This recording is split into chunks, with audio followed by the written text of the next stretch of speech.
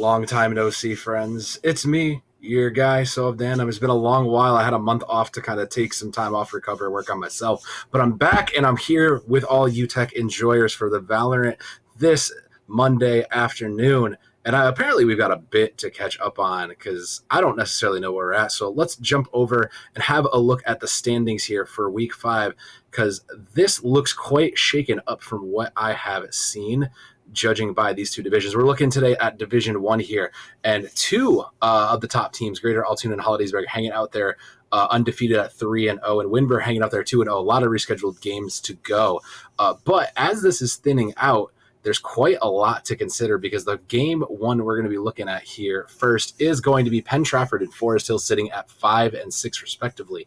Both of those teams historically in the past have had really great records, and to see them in the middle of the pack gives me a lot of question marks going into this because just the quality that has grown into this tech league really shows by the fact that these two teams are sitting at the mid-table. So this game, very important. Down the line, we will also see Hollidaysburg versus Winburn. That is going to be an incredible game looking at that top 3.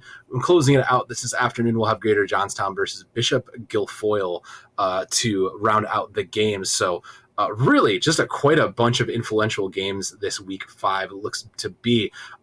Speaking of that first game, Penn Trafford and Forest Hills, they've got their map pick and they've got their bands ready to go. So it looks like we will be going to split after Forest Hills has banned Haven.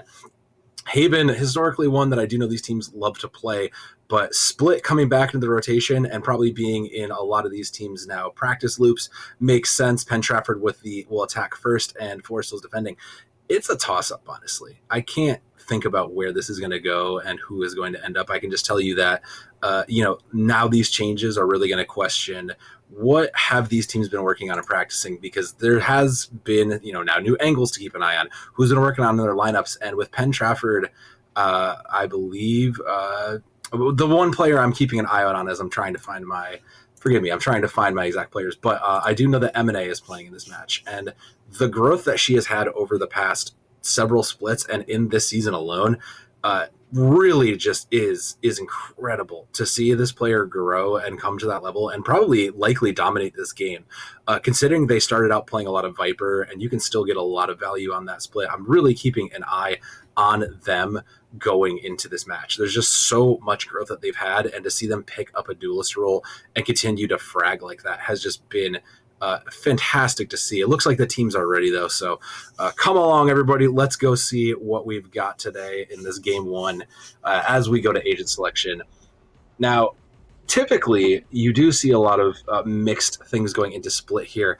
It looks like that will be the Forest Hills in your defending side opting into double controller. Interesting. They really are valuing the flexibility of smokes there. Meanwhile, on the other side, the solo brim, they are opting into double sentinel. And given how traditionally you did use Sage to kind of wall off mid, I do think that's a pretty solid pickup. I do think I like that. It is kind of a lost resource in some ways, but it does give you a lot of crucial information. Couple of opening looks, just keeping an eye on the guns. A lot of ghosts, nothing exciting. Couple armor though going in for our attacking squad on Penn Trafford. So really interested to see playing for longevity there. I don't hate it. M&A over on the Rays is what I'm going to be looking out for because, again, like I said, she has just been putting in an incredible amount of work these past 2 splits. On the other side with Penn Trafford though, a lot of new faces for me actually. So I'm keeping an eye on Skip, honestly. Picking up that Sheriff is a pretty interesting look. Pretty secure in themselves. Going to be an A push, throwing out a lot of utility just to clear it. Spots someone in the back. Does fall. Quarter comes up with 1 and 4v5. They will have firm control of the site. Spike planted.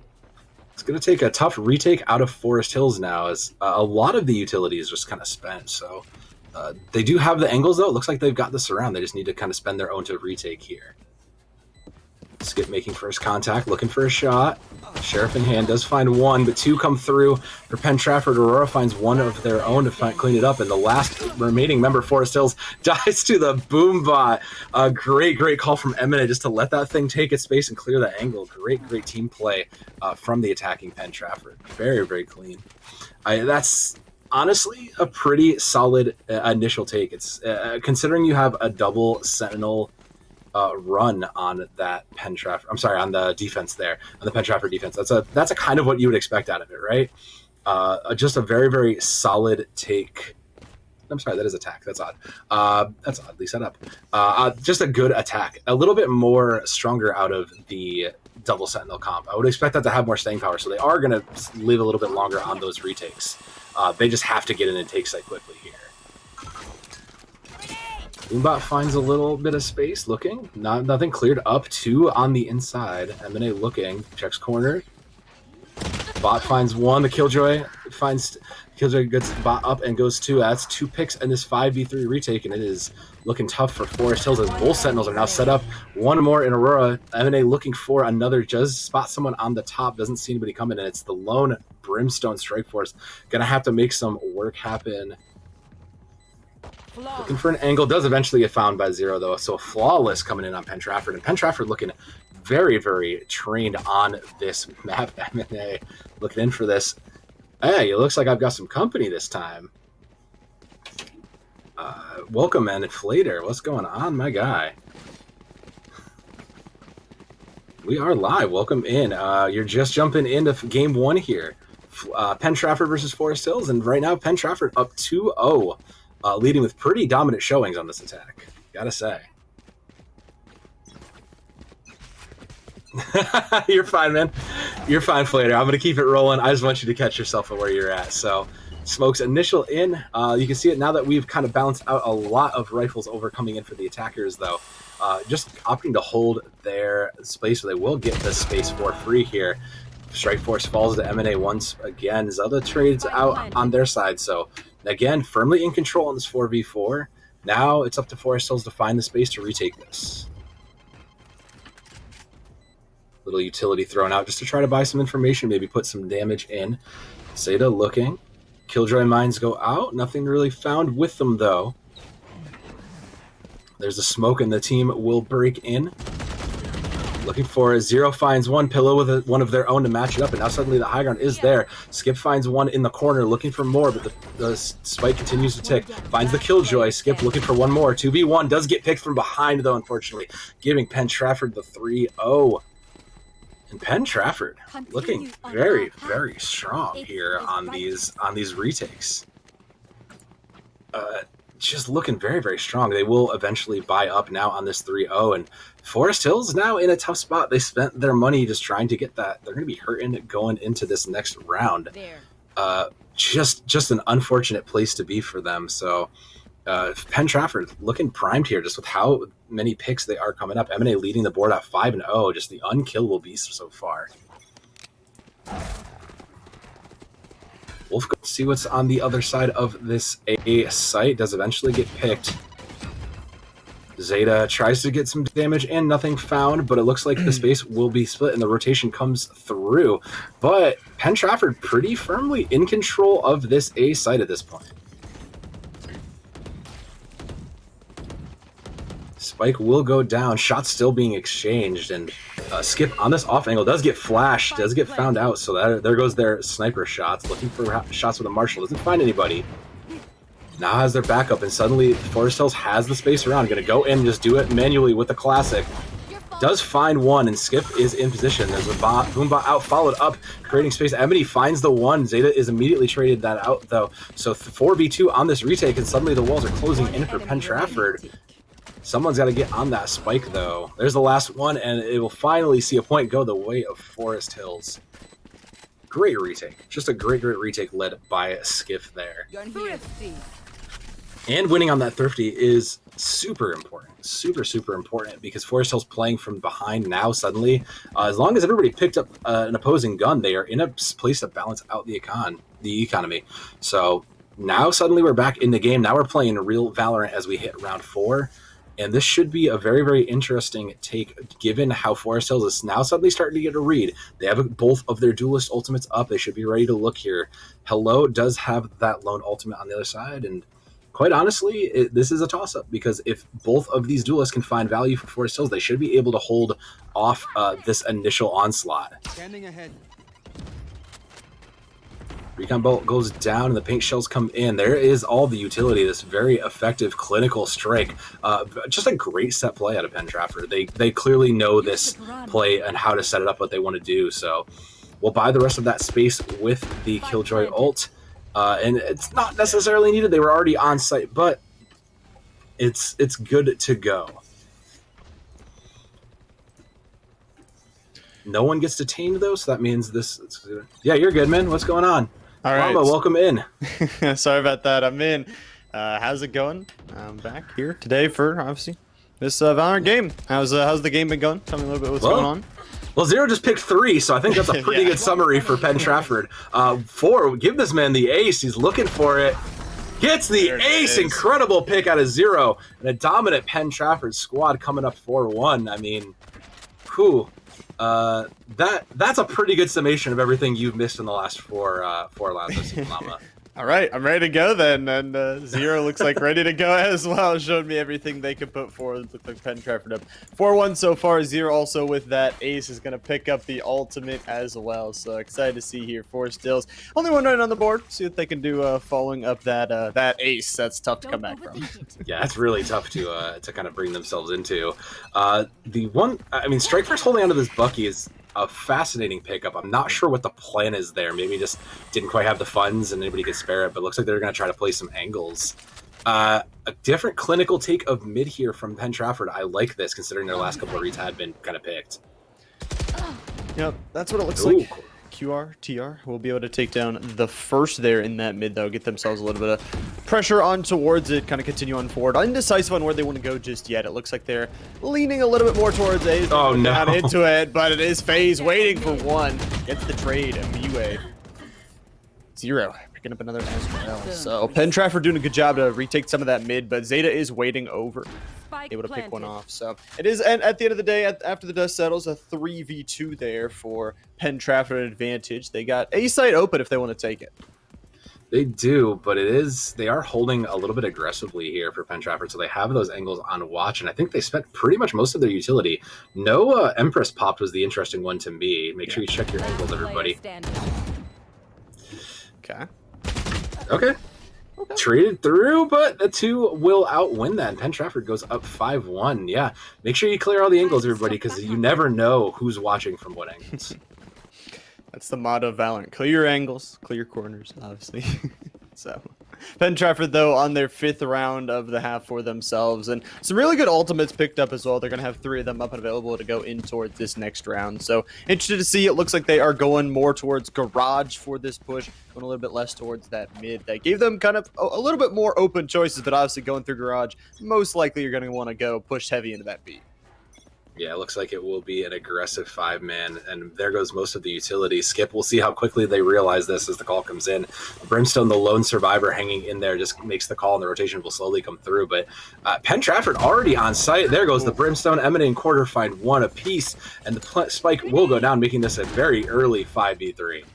Yeah, and the Sage Wall is going to give them a little bit of extra protection as well. So we'll see what Forest Hills wants to do here on the defense. Don't know how great the funds are looking. I assume not great after being down 5-1, but we'll see if they want to maybe commit some of these Spectres and other things towards this, see if they can do some damage towards the economy. QRT are going to be able to take 1 of the 3 down. There is 2 ultimates for Forest Hills, but enemy is going to take down the 4th, and just 1 player sitting up in heaven. They know where they are, and it's a flawless from Penn Trafford. Just beautifully done. This is very clinical out of Penn Trafford. They know exactly what they're going to do, and they have their set plays, and it's very showing that they're executing and calling out as well as they can. That will be a timeout from what looks like the side of defender. Skip is calling that timeout, so I don't blame him. Take a breath. Like, you're down 6-1. This probably wasn't the way you were expecting this to go. M&A has been having a field day over there. 11-2. Absolutely has been showing up. Zero earned that ace, but M&A has kind of been the standout player in a lot of ways. Yeah, it really has. And I think as well, that mid push really did cause a kind of change in the Forest Hills defense. They pushed into that mid, and then all of a sudden the next round, you're committing more resources towards mid. And Penn Trafford says, well, you commit more resources towards mid. Oh, we'll just go to B. We'll just take that really quick. Like, yeah. It's the right call to play the default in a lot of situations, right? Like you want to make sure you have a call on every angle. But the other part of that is being able to acknowledge when you are outnumbered. If you see 5 running, like you just got to give it up. You just have to play the retake. You need to get out. Don't try to be the hero and try to trade one out. It's never going to work in your favor. So just a little bit of a quicker reaction out of Forest Hills would really, I think, go a lot of distance on these rotations for them. Yeah, and the Bucky could have done some work, but unfortunately those stuns, they knew out the position. Couldn't get anything done. So for Forest Hills here, it looks like the finances not going to be too great once again. It looks like maybe just a Marshall, maybe some pistols as well to try and hold down this defense. So I expect possibly just again a fast rotation here for Penn Trafford to shut down this eco round, get themselves on it. It does look like maybe a couple rifles purchased up here from Forest Hills to try and mount this defense. Yeah, I'm not sure if that's the right call. We'll see it play out, but this is again just a really hard B push. The Seekers will come out as well, but the rotation from Skip has now caught this out. Does eventually get found though, and that's an important piece. Says Strike Force Quarter is on a rampage and looking for more, and that they will have the site and spike down 5v3. Yeah, Quarter picking up some huge kills once again, sighting out that box angle to make sure nothing bad can happen here. Like you said, a little bit of a reinvest could really hurt Forest Hills here if they don't get anything back. Obviously, still 2 ultimates up and available, but Pillow taking one down, taking not an ultimate out of their pocket, but that Viper out, and Quarter is on this flank angle. They got him trapped like fish in a barrel. Quarter's got a 4K and a flawless round for Penn again. I guess we're all going to give M&A a run for the money here. I gave him a little too much. I gave M&A a little too much praise, I suppose, because the rest of Penn Trafford now stepping up. But historically, Penn Trafford has been a very, very dominant team, and yeah, big Quarter and Zero right now, just looking very, very strong. It's really tough though, because we also haven't seen any of these ultimates that Forest Hills has been holding onto for a couple of rounds now committed. Realistically, I would have liked to have seen the Empress come out. It'll probably come out this round, but I really would have liked to have seen it. And again, we're in these mixed buys, which is just a tough spot to be in. At some point, you just kind of got team cohesion together. Say, look, everybody, we're saving together, we're buying together. Let's just play as a team and win and lose as a team. That way, could go so far in this matchup. Yeah, it is the tough thing of Valorant where you always want to buy back in. You always want to be on equal footing with your opponents. Enemy, excuse me, is going to be able to pick one out there in mid, though, and deny some of this buy that they invested back in. It's like you said, it's just going to hurt you round after round. If you're half buying, you're not going to be at full strength. You'll never be at full strength, and M&E has taken down 2 off of full strength. Zero's got another, and it's another quick, flawless round. Oh, just played into it. They caught out the rotation, which I like. They tried to defend and kind of play into that mid look out of Forest Hills, but unfortunately, the rest of Penn Trafford has just, you can see it. They communicate a little bit better. They were able to sneak in, get that knife kill from the back, just not really checking all the angles. So just looks a little bit flustered out of Forest Hills. Like I said, just get her reset and go. The other thing I got to note is you can't play M&A. She spent so much time playing Viper in the previous split. She knows all those tricks. You can't think you can outplay her on that when she already kind of wrote the book into those ways. So 8-1. I mean, now that the guns are even, I'm looking an eye in eye. I'm looking for this to be a little more even now. Yeah, that's the hope.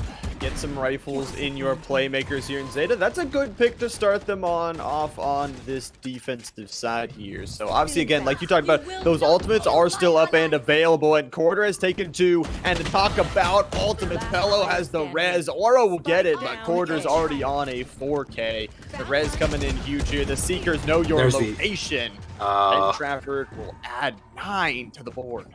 M&A stole that one. That should have been a second ace. That's unfortunate.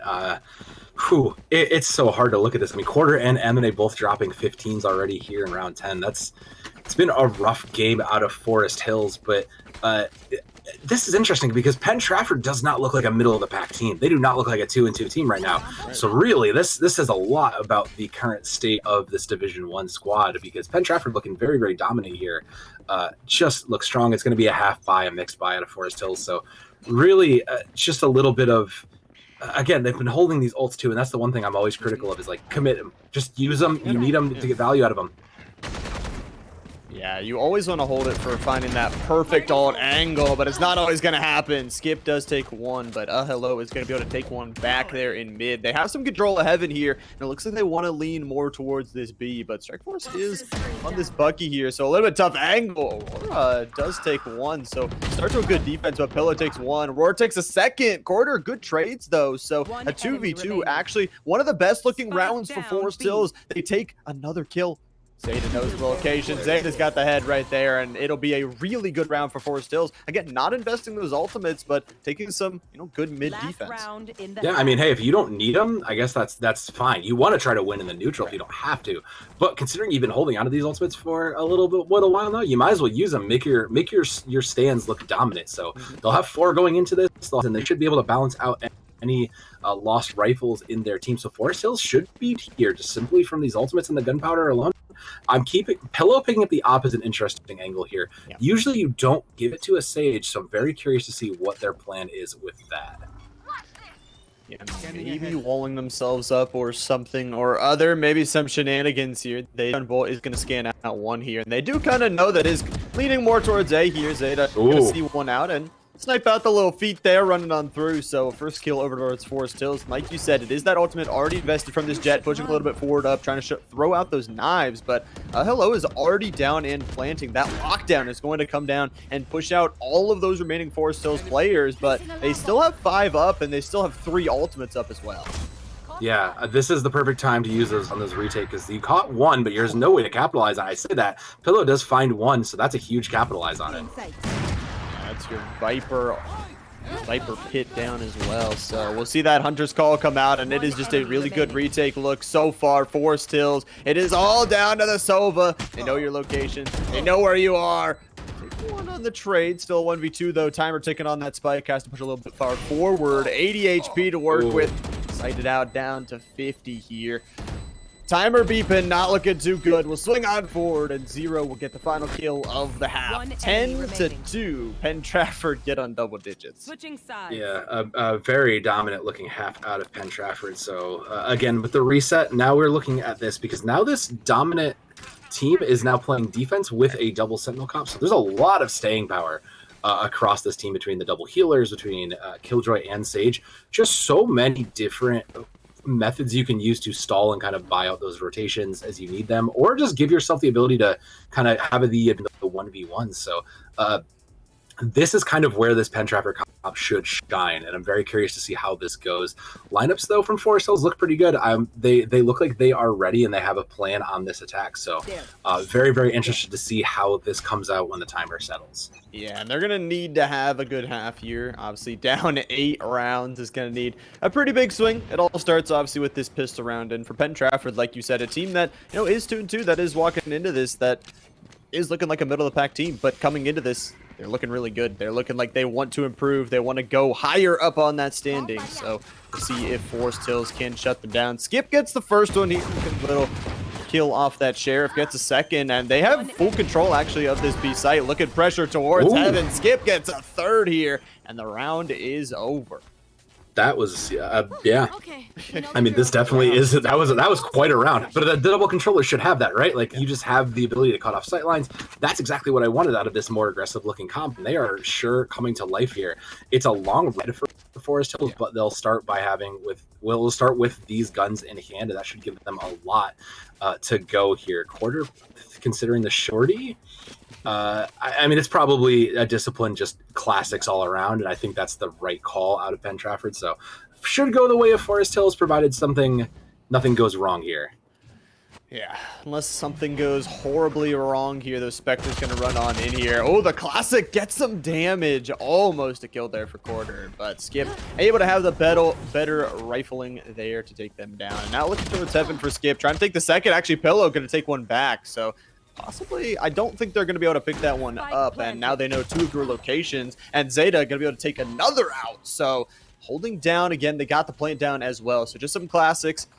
No real need to save those, so why not push on towards you? You're going to get taken down on the side angle, though, and Heaven is going to be covered by Zeta as well. Just the Rays trying to clean this one on up. Enemy not able to get on in, and it'll be, like you said, a Forest Hills win. Yeah, just traditional as should be. Once that now that the guns will swing back around, we'll see how this goes. But I gotta give it to Forest Hills there. They have looked significantly better on this attack. They just look like a better attacking team in some ways, and there's nothing wrong with that. It just makes your play back a lot harder. You know, maybe this is a team that thrives under the pressure. Maybe they just needed the stakes to be high, and now at 4-10, stakes are up, and they are slowly swinging this back. So. Rifles in hand on both sides does leave a bit of a question mark now because this Penn Trafford team, now that once they get rifles going and set up, they are a very, very good team. They are looking good here with those rifles, and it is going to be Skip dashing very far in here. Ooh. Takes a lot of damage, but takes one out. The trade does come on through. So still 4v4, but a very quick plant. That is what I've noticed about Forest Hills on this half. Like you talked about, very uber aggressive. Those plants are coming down very, very quickly to make those rotates come on down even faster. So Penn Trafford really due to try and retake here. Zeta does get one back. That blind does come on through, but still 4 standing strong on the site for Forest Hills. M&A finds one on the corner, so now that they have this space back, we'll find one. Zeta finds another, though, and suddenly the walls are closing in, but for which side here?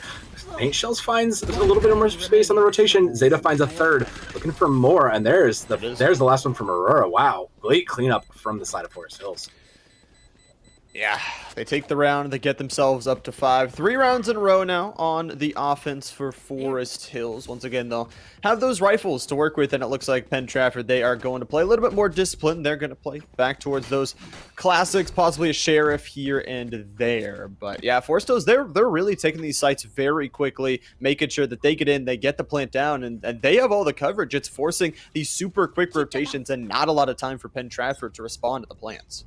Yeah, and the other part of that equation being they can't necessarily see between the 3 smokers on the field. Like, how do you even see where things are? That's kind of the other way. If you don't have the information, you just deny it, is really, really big. But that's a great read to get out because they are already on site. Skiff is already deep and planting.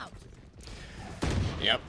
Plant looking to go down here. Enemy hiding on the other side of that Viper wall. We'll see Skip stunned up a little bit, but Big Beast will be able to get one through the wall. Aurora will get the second as well. So again, it's like you said, all of this line of sight blockage, it really does seem like Forest Hills has practiced all of these angles, and Strike Force picks up a double to end it off. Forest Hills, man, really strong half.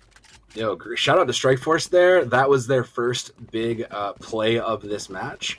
And absolutely came up huge, cleaning that 2K up. They fell right into line for him. I'm sorry, he got one before that. I shouldn't say that. But that was their big play for the moment. So really coming in the clutch there. Yeah, 6-10 already. I mean, Penn Trafford was on a save for the most part. So now that rifles are kind of in the mid to full here, this is a little bit more of a toss-up.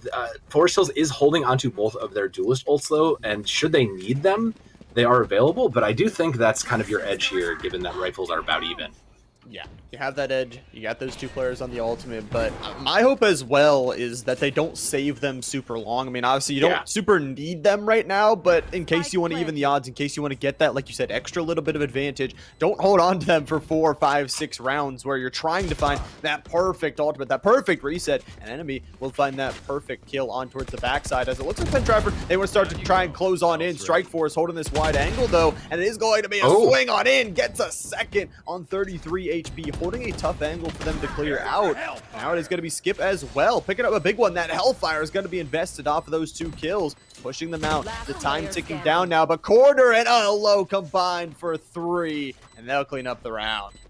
Yeah, they'll get it just in the nick of time there, but a good initial take. I think it was the right call to throw in that Hellfire, but I do think you need a little more information. That's kind of the difficulty that Forest Hills has struggled with, right? They're thriving in this lack of information and the chaos that they are creating.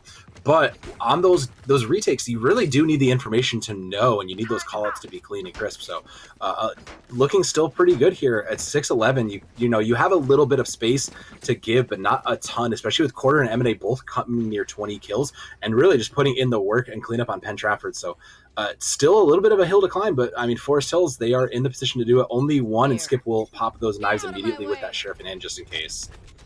Yeah, and it looks like those knives coming immediately on in Penn Trafford. Obviously, they have 2 big ultimates to possibly aid in that, but Skip will be able to take out 0 as the first thing. But hello, immediately taking the knives out of the equation.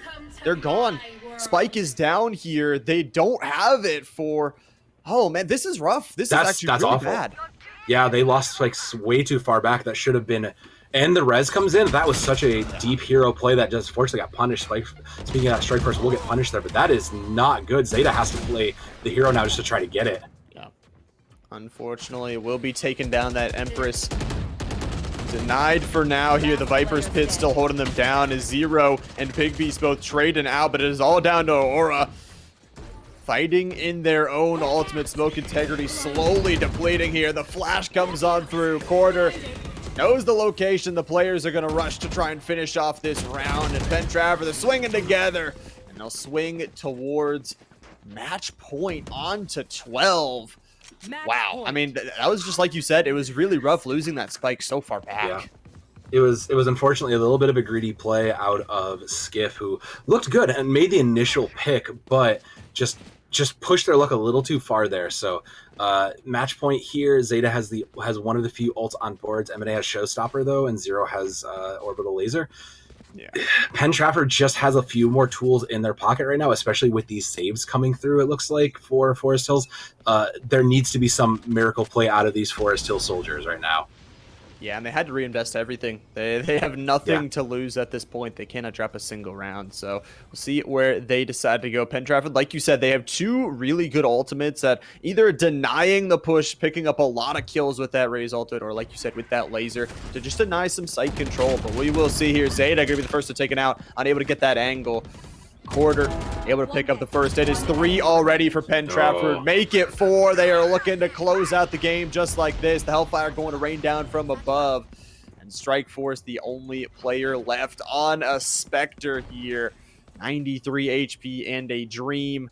Does have the spike, but I think they know it's going to be Zero. Ooh, okay, Strike Force picking up the first. Going to try and make a rotation through mid, but still a 3v1, still a hard scenario. Yeah, this is still a tough spot to be. They do know the location, and I have to assume that the rotation is coming through here to get the plant, but Strikeforce has no information, so it's just kind of an unfortunate place to be. Will get caught. Does find Pillow, though. Okay, that's an opener. I mean, it's 1v2. The hero play starts now. 30 seconds left. Yeah, possibly thinking on making this rotation back towards B. Don't know if those footsteps are heard, but we'll see. Strike Force going to swing around the corner, and it'll be enemy to finish off that last kill. Looked a little bit sketchy towards the end, but Pentrafford, they'll finish it out 13-6. Yeah, you weren't exactly comfortable with that, but a 13-6 storyline is still a pretty good read, considering how dominant your first half was.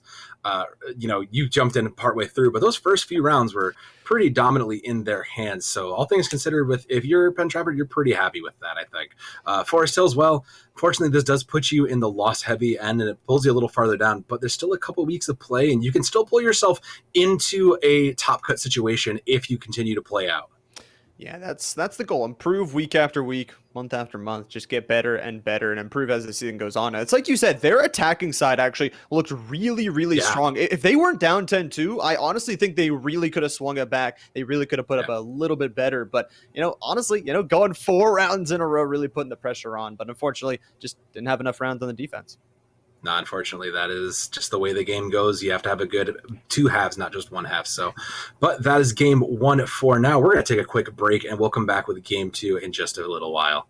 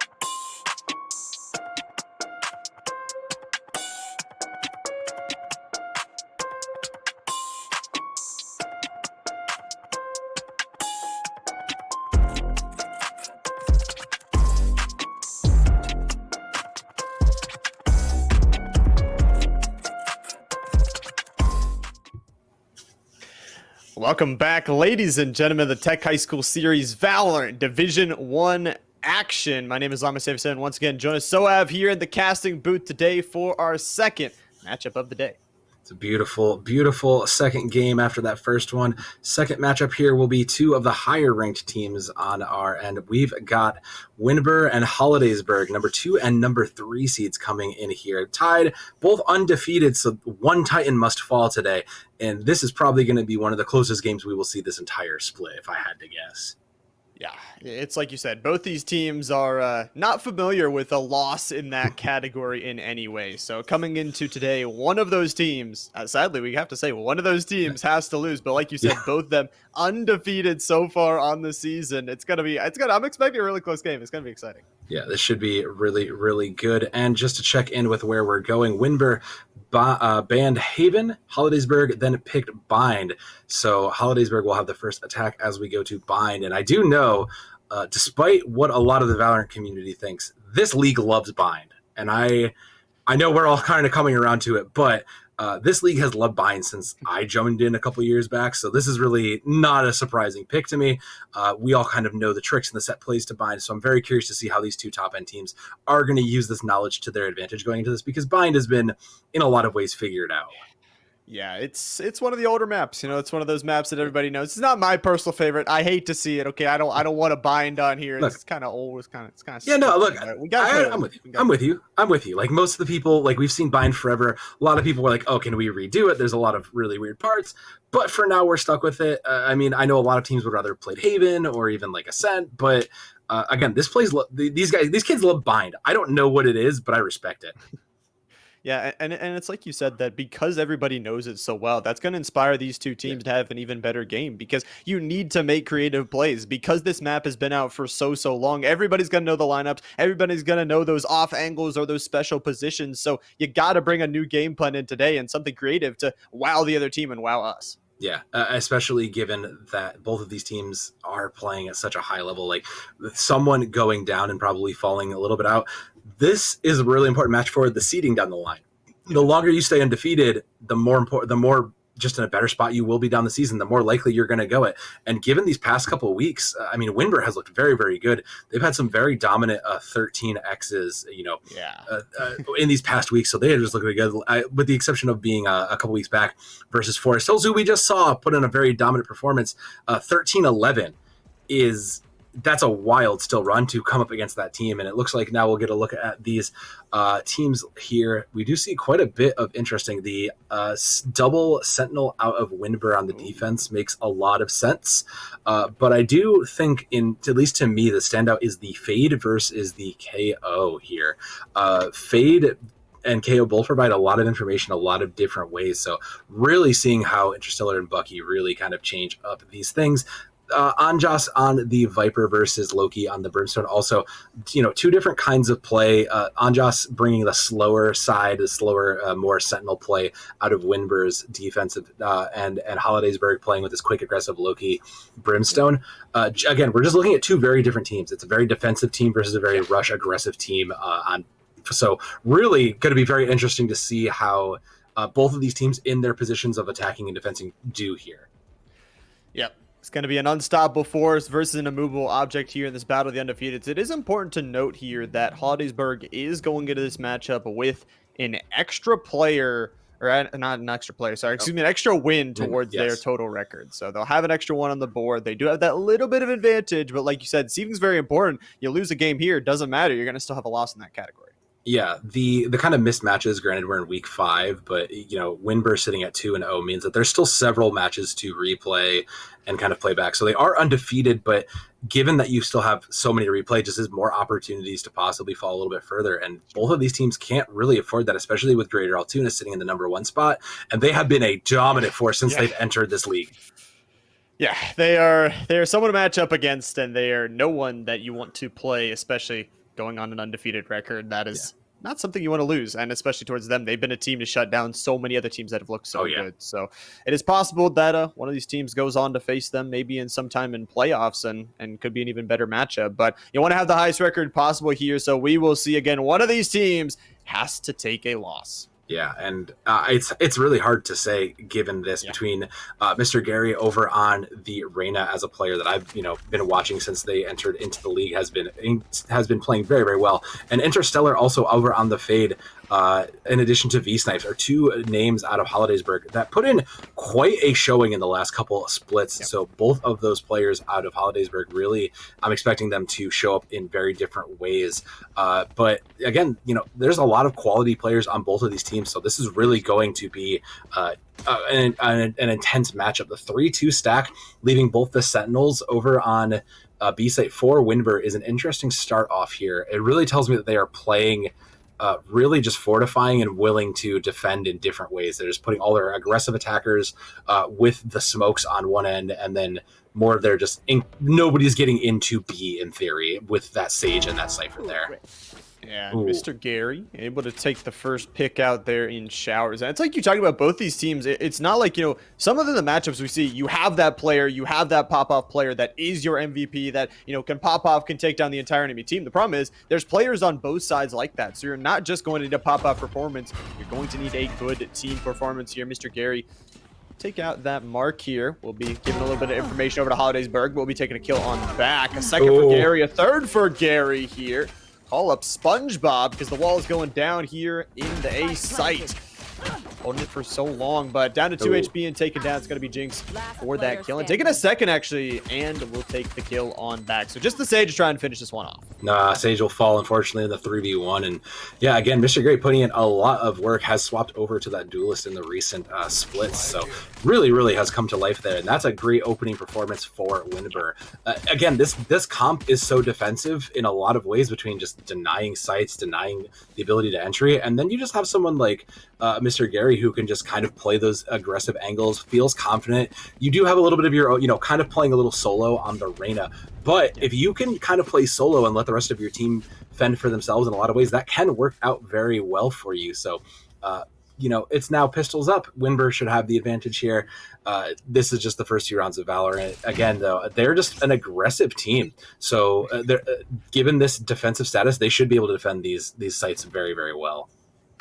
Yeah, and it's like you mentioned, those angles can really be taken by that Reyna. And with having a lot of defenders back on your own side, you can just back up towards known safety, but it will be a little bit different of a go through this time. It looks like more towards the B side is what Hollidaysburg is leaning towards, but Winber holding down for now. Rotation slightly coming on through. They didn't get too much information, but it looks like they do want to come back towards A. So some of those players going back into mid, but the spike is actually might be going down B long. I think they're going to take the guess with the Reyna and the Cypher Sage combo as the more safe option to get into. And I don't disagree. They just need to make sure they have the main advantage going into this, because Q-Thief does have sights on pretty much everything out, and all of that utility is set up for those Sentinels. So a bit of a tougher approach for Hollidaysburg if they choose to commit to B. Toxins going up. Yeah, and we'll see if they want to fake some of these players on towards A before they make that push into B. Possibly pull some players over. Loki gets a big kill on out. Bucky, though, trading one out with that Spectre. Again, they have the better weaponry, so good to take that on. But actually, the rotation comes through. The TP going to be there as well. So Hollidaysburg, they get the pick. They say, let's rotate this one. But the rotation comes just as fast for Winber. They're already here. They're already ready. And again, they have those Spectres versus Classic. Caught in a reload. A triple there for the entire team of Winber. And it is clean and concise. The second round on the board. I like the commit. I like the energy of the commit to that teleport play. I'm not sure if that was the right play, though, unfortunately. It seemed like they had the better positioning and angles on that B site, especially given that you sent 2 of your players to kind of go poke and make a scene at A, but that would have been your perfect time to kind of take the split attack and really do that. I think it was the right call in the end to make the teleport, but it just unfortunately, when you're outgunned, it's just a different game. It's hard to do that on their own. So now that the guns have floated back towards the attacking side, we'll see where this goes. Loki is holding the Odin. I don't think that stays. I really hope that doesn't stay, because the shock Odin at that too is power. That's a powerful skin to put on that Odin. So kudos to them. They will keep the Odin. Really expecting some firepower. I guess that's going to be the plan, is just lay down the cover fire and while your duelists enter, just try to play those angles that way.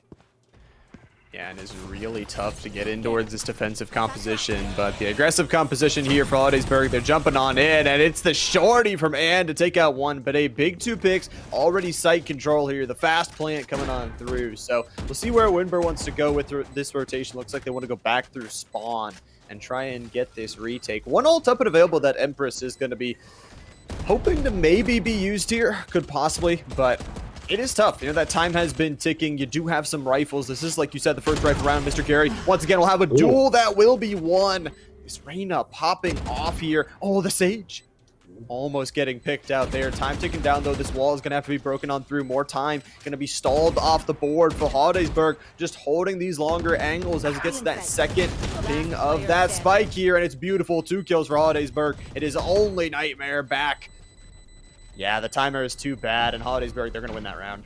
I laughed at the Odin, but it did its job. It did its job, Llama. It did exactly what it wanted to do, which is just make it impossible to really enter into. So, interesting, unique play out of Hollidaysburg, because that's not a play you'd normally take, and those kinds of adaptions really are what separate you from the mid pack, right? Just being able to say, look, we just need to get in, and then we can play a little bit more defensively. We'll set up an Odin and just make it just a punish to enter. So kudos to them on that. They just got to run it back now that the rifles are even, though both Reynas have their Empresses up. So the later Empress will make the difference here if they even need to. It's just going to come down to raw gunplay.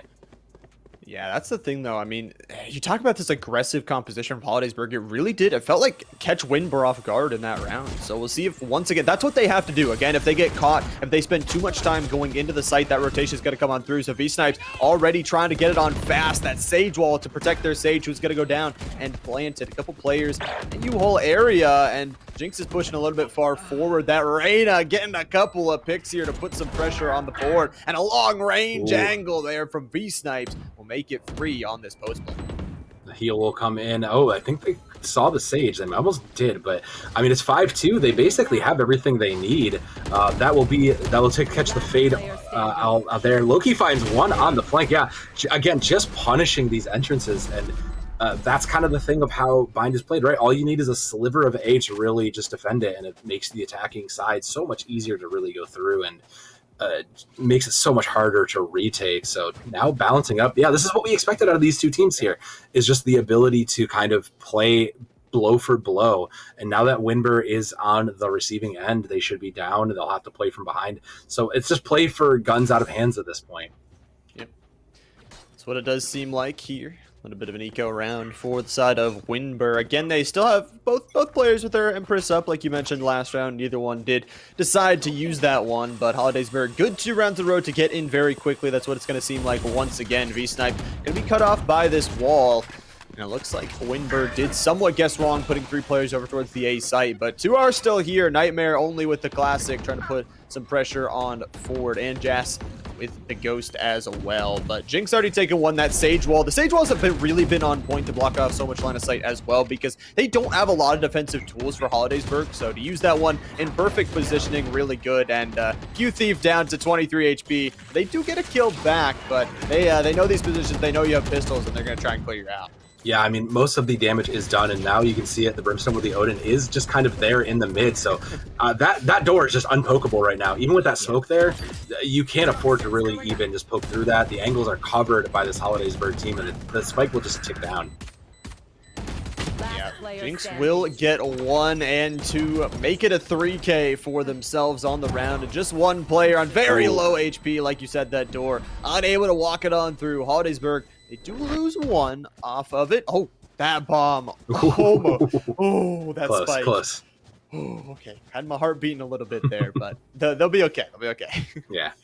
Again, you know, it's so hard because a lot of these rounds just come down to did you win the previous fight, or have the economy in your favor. So it's just the way it is. But you know, now that guns are back in Winber's hands, you know, they should be a little bit better. They do have this KO ult I'm looking at, because that is a great initiation tool.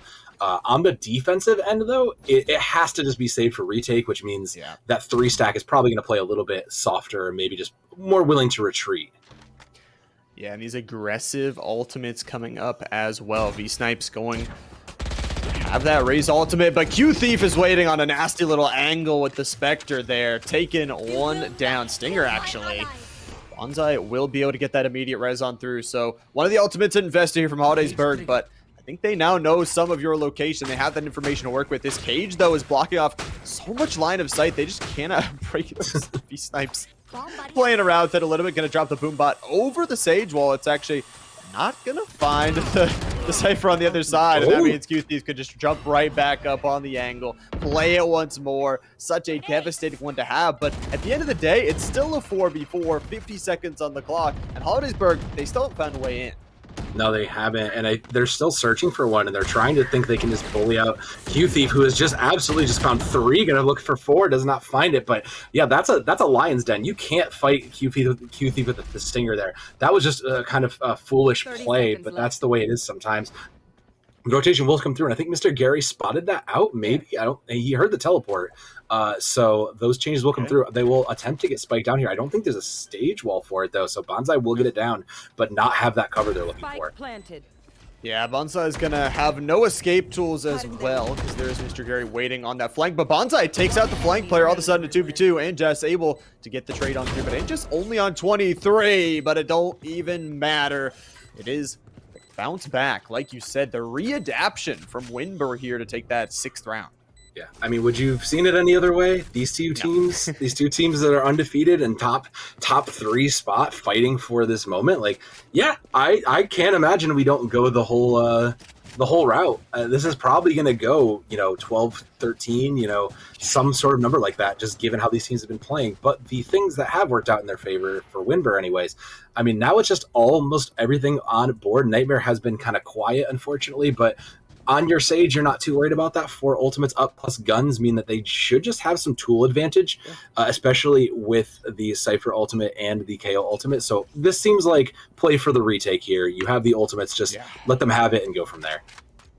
That's what it does seem like. You mentioned ultimates. 7 ultimates of the 10 up in the lobby here for this one. So could be an exciting little round as V-Snipes walk into the Lion's Den once more. No Cypher waiting on a box angle, so pretty easy to walk in for that one. That Raze ult actually is going to whiff, not hit anyone here, but it is the intro that they needed. Backs up some of those players after they hear that sound cue. So Interstellar able to take that first kill on through, and now they got full site control. Like you said, a good game plan though from Winber. They back up. They're going to play retake, and they got 4 ultimates to do so.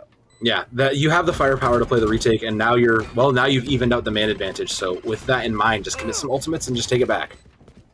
Gary, he's going crazy here. Already has 2. Jinx able to find the one back, and Snipes able to find one as well, but it's gonna be Q Thief. Wow! V-Snipes, Q Thief, both. Oh man.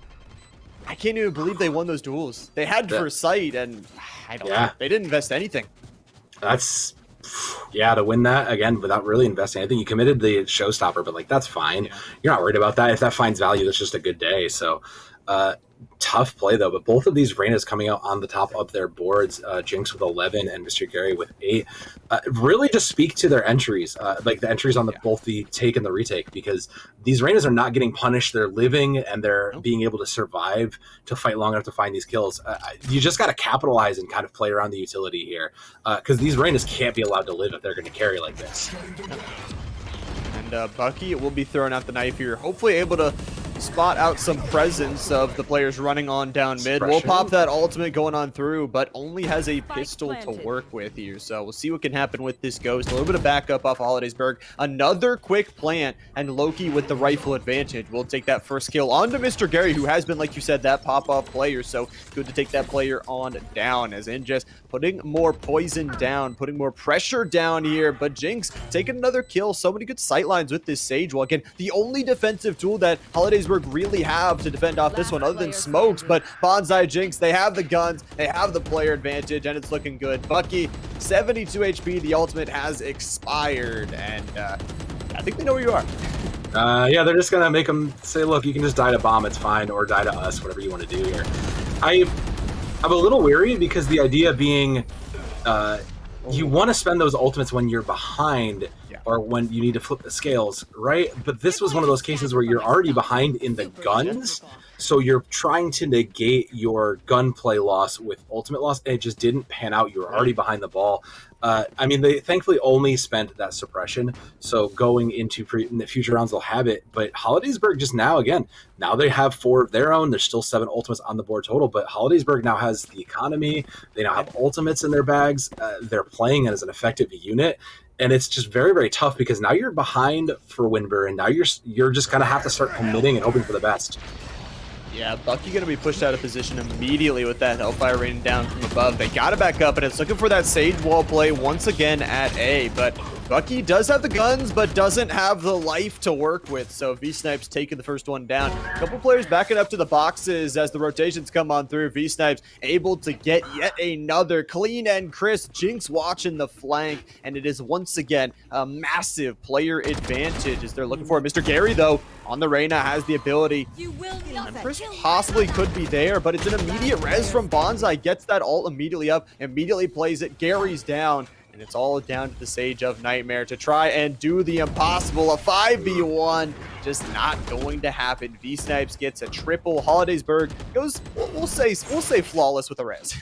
Yeah, mostly flawless. Considering how defensive this Winber comp really is, they're unfortunately just kind of not really setting themselves up pre-match. Between the Viper, the Cypher, and the Sage, there's just not utility going out that is really stopping this aggressive push. Even if it's just a Sage wall to funnel them in at A or something to kind of force them into a tough situation, I really just think the defensive tools should be there, and unfortunately, I just don't think they're getting set up pre-fight because they're afraid to commit to defending a particular site. Yeah, well, Gary will get the first pick on towards Jinx. That Reyna going to be down. Q-Thief going to be playing in their own cage. But this shotgun actually does take down the Sage, so able to get a 1-for-1 trade, at least after they knew out your position. And Holidaysburg, we talked about how they invested those ultimates. We're really, really good at using them. Invested that Raze ultimate a couple rounds back, just that one. And you see Anjez taking down one with the Marshall there. So a little bit of good defense coming out from Winber as those picks really paying off at the moment. But it is going to be Interstellar able to take on one HP for Anjez here. That's going to be one little poke and you're dead. Yeah, that's a slight step into the wrong place. Loki with the Odin does get caught out though, so that is something turned back. And Mr. Gary in this defense now looking very, very strong. They have the information. They know where the fade is. So just finding Interstellar here. Looks like they're going to send and keep an eye on it to slowly close the walls in. Yep. Does seem that way. Interstellar only on 35 HP, but we talked about the finances for Holidaysburg. No reason to save. They got money spilling out of their pockets here, and if you could take anything away, look at that. Interstellar going to take that Marshall away, but Bucky will be able to take it off of a Thrifty. So 4-6 going towards Holidaysburg here, and 4 ultimates now up and over for Winber to try and mount a even better defense. Yeah, I mean, that was a good take considering they didn't commit anything into that. Most importantly of that, Resurrection is up for Nightmare. It took them a little while, but they did eventually get it, so they'll have it going into this. The amount of information for Winber plus that res just tells me that even if Mr. Gary just pokes the wrong spot, just gets caught out, there should be something to help save them here. So just some well-played defensive tools here should get them and keep them into a 5-6.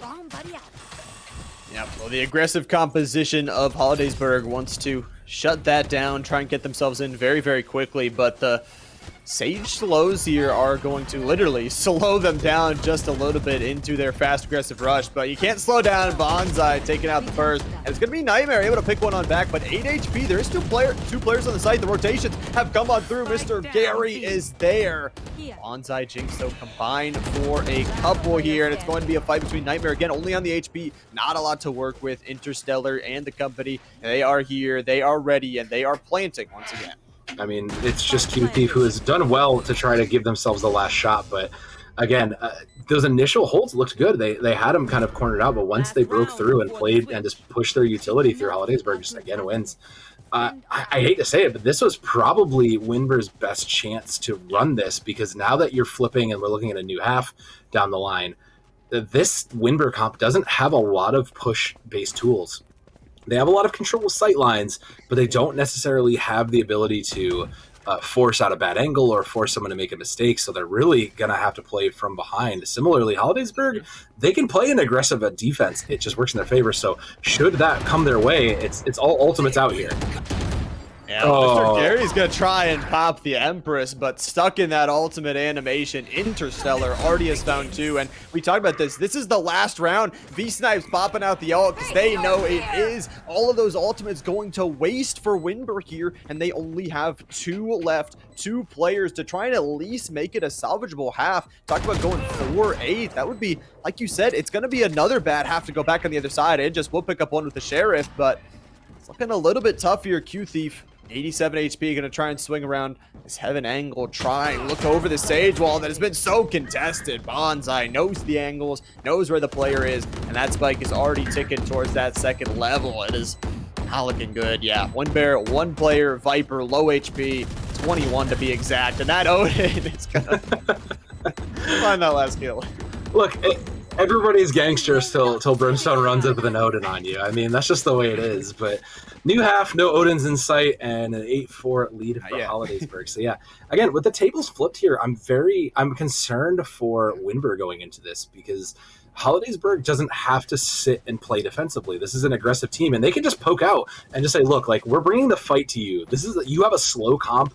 You have a comp that wants to take your time and play for picks. We're not going to give you the time to do so. So given just that kind of difference here, I'm watching for Holidaysburg to continue to play aggressively. They've been winning their duels and getting first blood. So with all that in mind, they look very, very strong to close this out right away.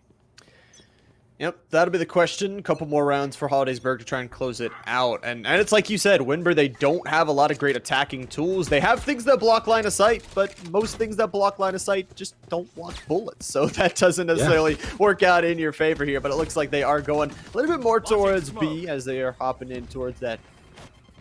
Then Ooh, okay. snipes though. Oh wow, with the bot able to take one out, and Jinx able to take out a second. Like you said, the rotation's already coming on through. They can play aggressive. They can play exactly the way they want to. Hollidaysburg, they're playing the way they want. 4, make it 5. Loki with a double to end it out, and a flawless. That is a tough round after the half.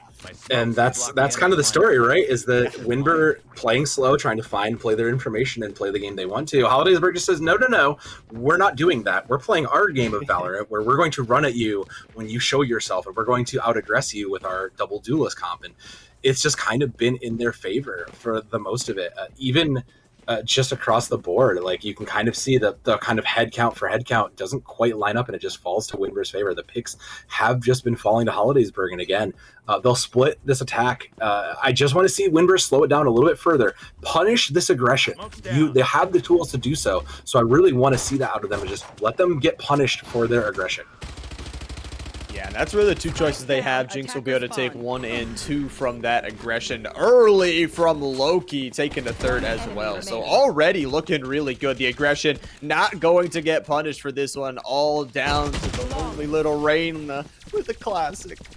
Flawless. Again, make it double digits for Hollidaysburg. But like I was saying, again, for Winber, like you talked about, they either have to go super fast, match the aggression, but they don't have the tools to do that. So they have to play super slow, and they have to play back on their own tools. Again, they didn't have the rifles that round, so a little bit different. Yeah. But like, I mean, it's just tough. It's tough to play into this. Yeah. This is a tough comp to play into. You know, again, if your best chance to kind of give yourself a fighting moment was on that defense, and unfortunately you just kind of gave up the tempo of the game, played Hollidaysburg's pace, and that's kind of where it is. And again, you can see it. Look at how Hollidaysburg does not fear this. They are all pushing out on this default look. They do not fear this Winber team, and that has to be concerning if you're Winber. I wouldn't be scared either. If I was undefeated 3-0, Hollidaysburg, obviously Winber undefeated 2-0, trying to take the dub in this one. Mr. Gary does take the first, but Interstellar, both of those players pushing up very aggressively here. And look at this already, the flank angle coming on through from the side of Hollidaysburg has so much pressure towards them. They already have nowhere to go, nowhere to escape to. And even in an aggressive composition, Hollidaysburg is holding them back, stalling the time. Bonsai holding it down for that. That Sage wall leaves a perfect opening to take another kill as well. So, yeah, they're trapped. Nowhere to go. Cage is going to have to be popped. And here comes Loki on that flank, too. Jinx will trade one out, but it's just the lone Cypher does find one to end it out. But again, like you said, just all those tools, there's just a hesitancy for Winber to aggress onto it. And you can see it even in their lack of, they just don't want to commit any utility. They're kind of waiting and saying, look, we'll play for picks, but they're really not giving themselves the ability to do so. You have all those sightline tools. Let's use them. Let's throw down a Viper Wall or an Orb or something. Give yourself an advantage to fight this aggression in some way. Throw out your tripwires from where you know they're going. Play into that. Let their hubris be the tool that punishes them truly, because you're running out of time, and now you are playing from a half buy. The lone Vandal is there on the Cypher, and I mean, that's a great punish. That's what we wanted to see right there, and Bucky opens it up with a huge punish. That could have been bad, but they do punish the aggression like you said. Hollidaysburg, they got to get on that rotation as that aggression of this defensive composition coming on through. You love to see that. Q-Thief taking the second, and now the site is theirs. Now this is where the composition can really work from ahead and try and block them out from getting on in. Interstellar, though, the gunplay really good, and Cypher is going to be uploading to try and get them some data, get them some information on this round. But once again, they're kind of all trapped in 3 different angles, watching them. V-Snipes going crazy. The paint shells as well. Going to be nading them on out. Bonsai takes one. Mr. Gary takes one back. But Interstellar finishing the round. Hollidaysburg, they lost the site. They were playing, it looked so rough to get into, but they just had 3 different players on 3 different angles. Like, yeah. It's just the importance of controlling all your angles, right? Just making sure you have all your walls blocked off, your things set up.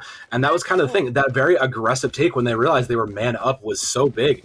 They just needed to capitalize on it and put down their utility. And that by the time they were doing it, it was too late. The pushback had already come from Hollidaysburg. So on match point, I mean, now we're rifles out everywhere, and it's really kind of a tough spot to be in. Mr. Gary coming in as the high end of Winber at 1-1 at 14-14 does say a lot about this team. But I mean, the other side is that Jinx has been having a phenomenal game at 22-7. So really, the gunplay has just been going Hollidaysburg's way, and that has to be concerning in this last round.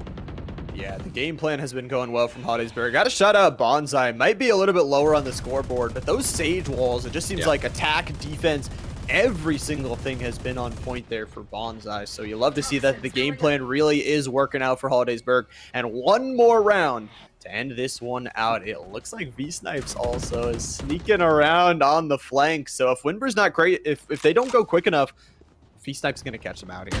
V-Snipes is looking for the Cypher. Oh. Q Thief has the information, though, to take them down. So possibly a rotation on back. They didn't lose any players trying to go in towards that site. But again, Hollidaysburg, they match the rotation. They're going to have 3 players here waiting for you, waiting for those angles. Mr. Gary putting some damage on towards Bonsai, though. Loki has that Odin, has got so much pressure for them walking in. Yeah, the shots will come through. He'll find one even with that orbital laser too.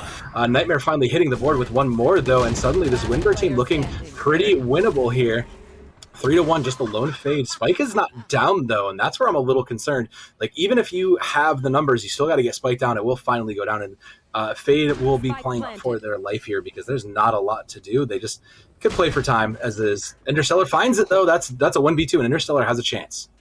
Yeah, the HP bar is low on the Sage on the other side as well, so we'll see if anything can happen. Some time to work with the Spike as the Sage backs up a little bit into you all looking for the angle. Sage very low. 1 or 2 shots could do them in. Gonna send in that marker, try and find out that extra information, but that Spike is starting to tick here, and decay is over for the Sage. Will heal back up towards what they wish. It is going to be a kill from Interstellar. It's doable here. Interstellar takes the third. The defuse? Come on. I think it's there. Yeah, it's there. They'll get it.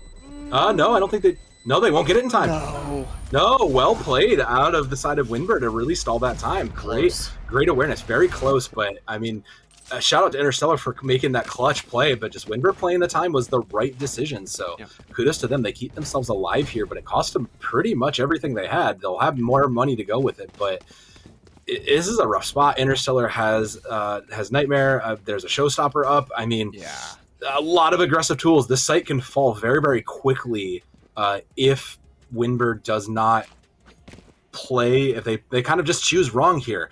There's a lot of tools that can counter their aggression right away. Very true, and it's like you said, they invested everything. They don't have the most money. They are going to be able to buy up back those rifles, a Spectre on one player, only one of those ultimates to work with, and V-Snipes, that ultimate picks up a double. It's a beautiful sight to see if you're a Hollidaysburg fan. Oh, you see the worth in there, the double being himself also, Yes, so he knows what it is, but... I mean, yeah, you don't expect to make it out alive. That's the 1-to-1 trade. But more importantly is this push is still not quite committed here. They haven't. Yeah, a kill's a kill. I mean, Hollidaysburg, they see where the aggression's coming from, and they're playing for it. They're ready for it. Yeah. Mr. Gary may have to be that player to try and step up in this round. Again, they cannot drop a single round for Winber here, and it's the Odin unable to aim down sights though for Mr. Gary. We'll get that healing.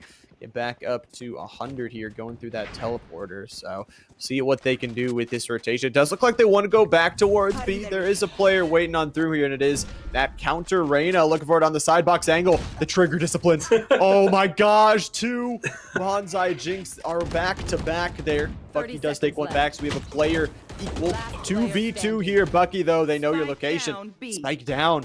This is so rough for Winber. You got to walk over to get that Spike at some point. It's going to be that Fade ult invested. Information gained from it just yet. Have to destroy that, but it is only 13 seconds on the board. Nightmare has to go absolutely nuclear here to try and win this on out. So much utility being invested, and it is going to be the kill from Interstellar that finishes it out. Hollidaysburg, they will be the ones that stay undefeated. Winber put up a really good fight on the first half, but unfortunately fell a little bit short. Yeah, again, it's just unfortunately these two kinds of comps, just the way they match up to each other, really tested each other's limits here. This high aggression this high aggression attacked team versus this high aggression, this high defensive team, this turtle team never really came to the fruition because Winber never really quite got it together. But a great showing from both teams here, and we will have one more go on to stay undefeated. So kudos to the side of. I'm sorry, where's my thing? Kudos to the side of Hollidaysburg because they earned that victory very handedly. Yeah, they did. I mean, they played two really clean halves, and it really did look very, very close to start out the round. But you said it somewhere in the middle of that game. These good teams, it's not the ability to just play good Valorant. It's the ability to adapt to what your opponent is throwing at you, and that's exactly what they did every single time. It seemed like that they had something new. They brought out new plays from this playbook and showed us some amazing creative things. Yeah, and the other thing that I want to shout out that you mentioned too, and I always love to say this too, is that the scoreboard never shows the whole picture, right? Like the Sage walls there were perfect. The exact utility usage out of the side of Hollidaysburg really shows why they are a top contender team because they know exactly where their set plays want to be, where they want to set their utility, and how they want to do it. And that kind of discipline really is what gets you far in a league like this. It does. And that's for sure. But like you said, we will have one more game on the day. Before we can get to that game, unfortunately, we do have to take just a short break, ladies and gentlemen. So don't go anywhere because Valorant Action will be right back.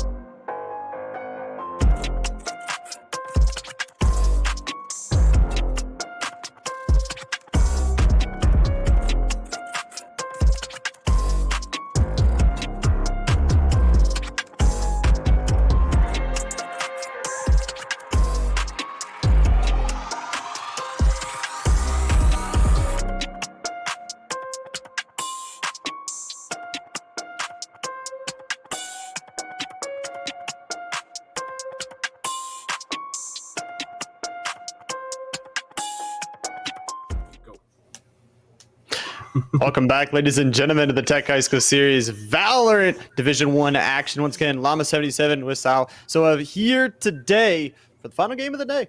Final game. Yeah, final game. Greater Johnstown versus Bishop Guilfoyle. I remember the Bishop squad back when they were Bishop Carroll, but how the times have changed and these squads have grown. And speaking of grown, both of these teams have grown in different ways. Greater Johnstown at 2-1 and Bishop Guilfoyle at 1-2.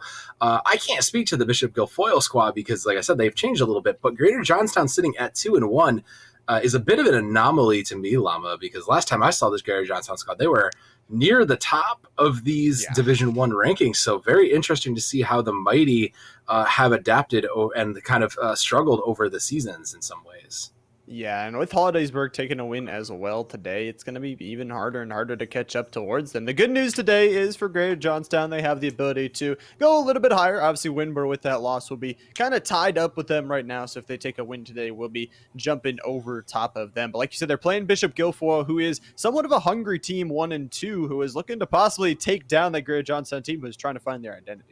Yeah, this would be a great opening for Bishop Guilfoyle here to really take down someone who's a known entity in this Division 1 like Greater Johnstown. Would do a lot for you. It really put you on the map, plus get you closer to that top 8 cut. Because right now you're kind of hanging on the bottom, and all it really takes is one of these these winless teams to really come out on top and start to challenge you for that. So a huge win here would go a long way. For Greater Johnstown, well, you're happy with you're happy where you are, but you'd love to be higher because those higher seedings will always matter.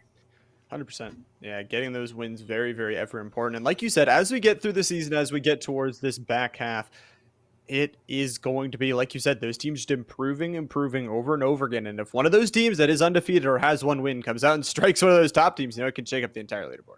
Oh, yeah. This is still very fresh. It's week 5. There are still some games to be played in the background. You can kind of see it. No one's quite played all of their games yet. There's no one there with a full 5 matches across their board. So, there is still plenty of things that we could check back even next week, see a couple of these games go through, and we could see a whole different board in front of us. It's true. Yeah, that's very, very possible that none of them, like you said, towards that 5-game marker just yet. Hollidaysburg, the closest with that win today and trying to get there as well. So we'll see if they can finish out the season pretty strong. But for this matchup here today, it's a huge tide shifter. Like we both mentioned that, one team, there's the possibility of going even, getting back to 50-50, or one team getting to 3-1, which is a really strong record. But like you said, playoffs, they're right on the horizon. Yeah, we're almost at the point where the reset's there, so those kinds of moments matter. But the thing to it all is that I'm really watching for Bishop Guilfoyle here, because a 1-2 team tells me that you have a lot to play for, right? Greater Johnstown, they're kind of comfortable. They're sitting in the top 5. Your spot's almost secured in a lot of ways. So Bishop Guilfoyle really have a reason to be hungry, like you said. They have a reason to come in here and play the best that they can. And given that this Greater Johnstown team has had some kind of fluxes and ups and downs with their players, this might be a great moment to capitalize and really put your best team out there to capitalize, especially given that we will be going to Icebox in particular. The ban was Pearl. Greater Johnstown is attacking. So, a strong defense on Icebox would go a long ways towards giving you a morale boost into the rest of the season. Yeah, it would, and like you said, a hungry team is a dangerous team, I'd have to say, because they have tasted the win. They, like you said, they have seen some of the faltering from the other side, and from the other side they might play. I'm not saying that they're a bad team, but they might play a little bit slower, maybe less creative, because they are like a little bit safer than some of the other teams that have to make up these creative plays. So we'll see going into this one if they really can bring some amazing things towards Icebox and show us a team that deserves to be 50-50. Yeah, and an Icebox as a whole is a very interesting map. We've kind of figured it out in a lot of ways, but with the changes coming into a lot of the controllers, still anything's possible. We used to see a lot of, Vipers on this map. This was a very, very pretty heavily contested Viper map just because of the length of the wall and how wide this map is. So, the agent choices probably won't change that much, but there's always room for comfort picks, right? And I don't believe we have Gecko in the league yet. I'm not sure exactly when we're getting him, but with all these new agents that have come in and these comfort picks, there's always a chance for you to kind of shake it up and just not play something that might be a little predictable.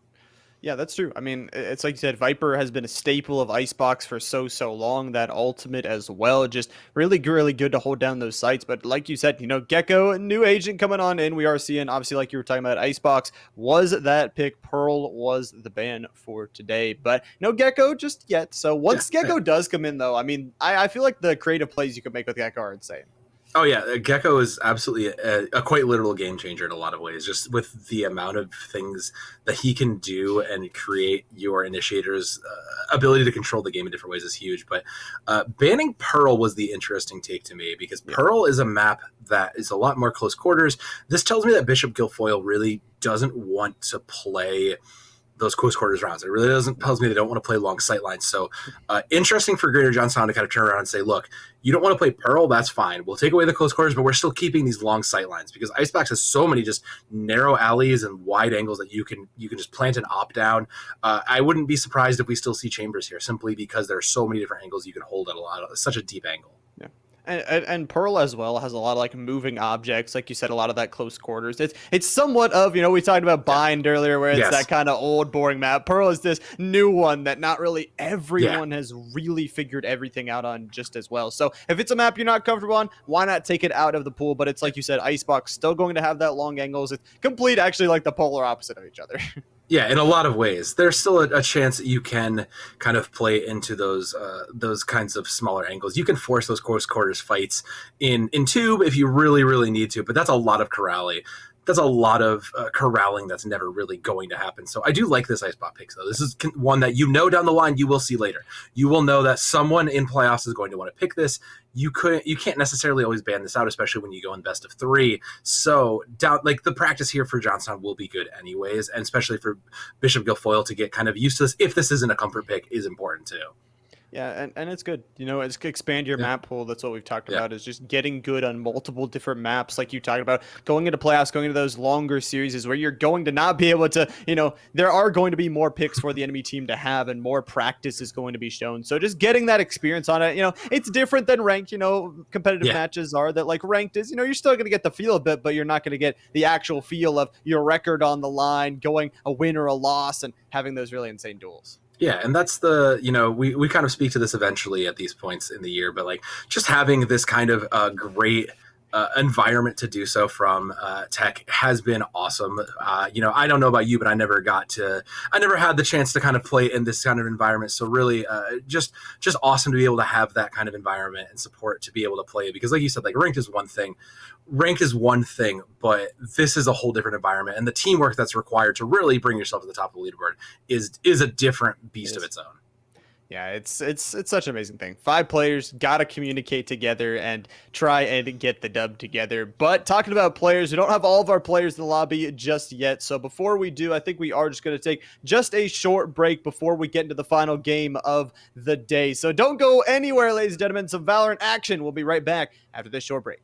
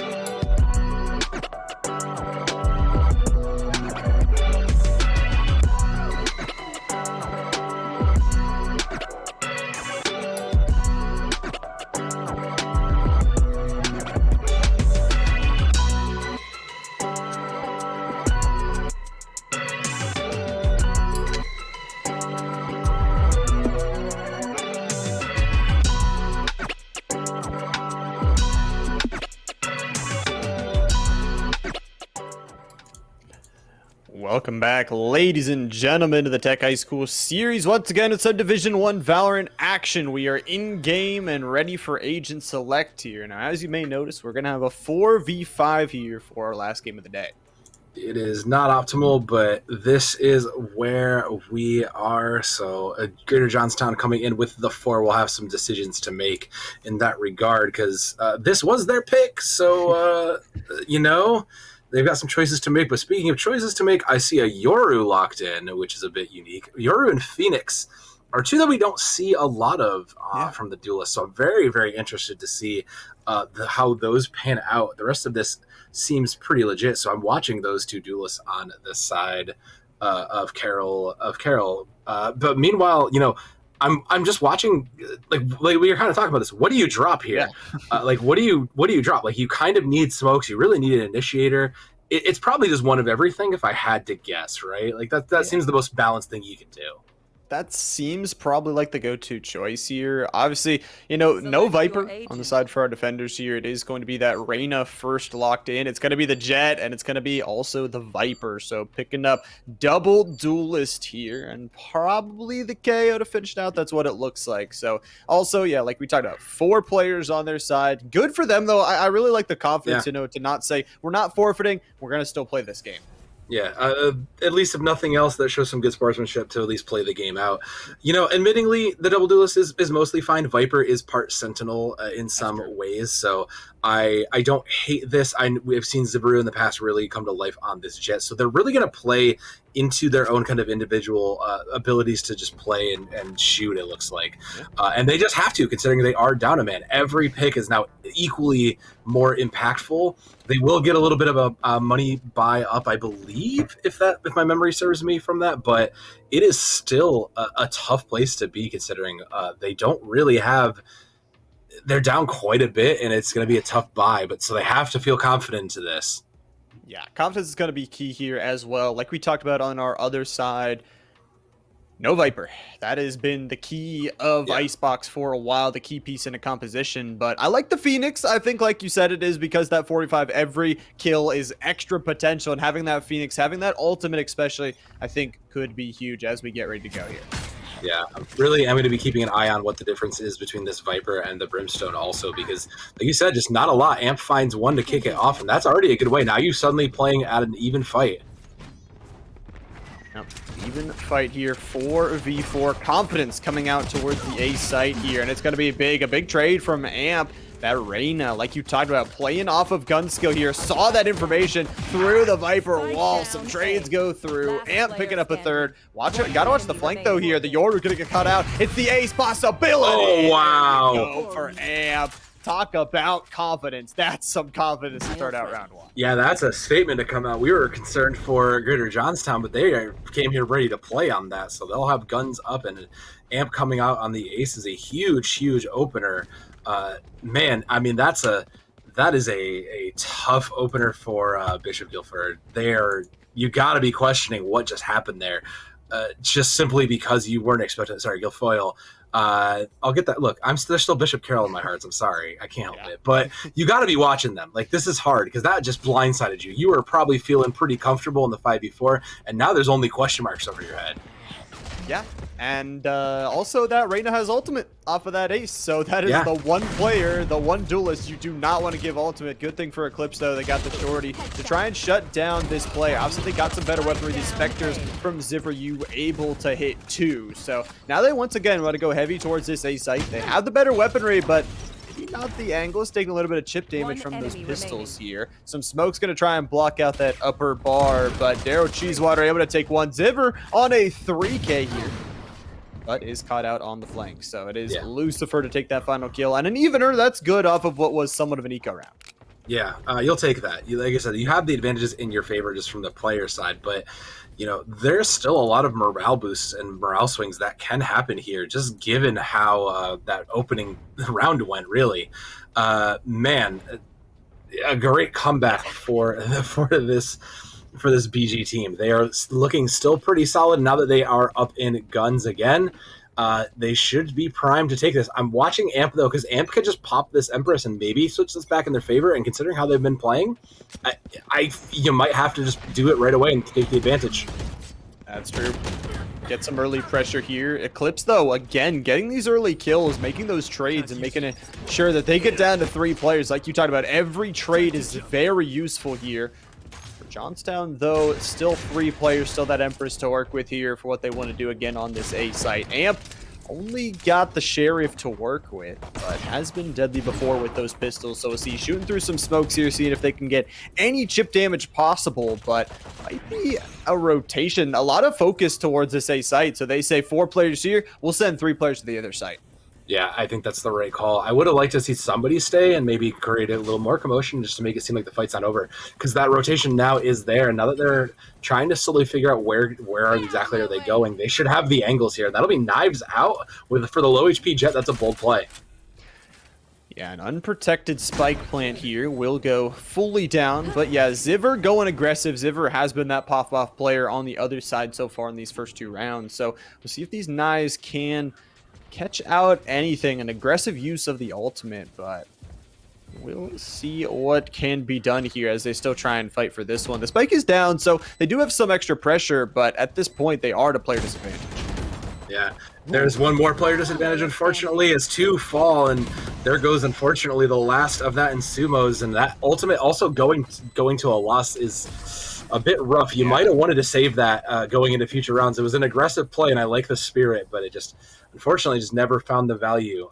Again, this is so tough, right? Because your information is so limited in your 4. If your KO doesn't have knife up, you really don't have a means to get anything else. So, we're just reliant for the side. We're just reliant for this Greater Johnstown side to just win by gunplay, and that can work. But you got to have the guns to do so. And now that they do, I think it's back to a toss-up here. There's still a chance for them to take this, considering how well they've been playing on these first couple rounds.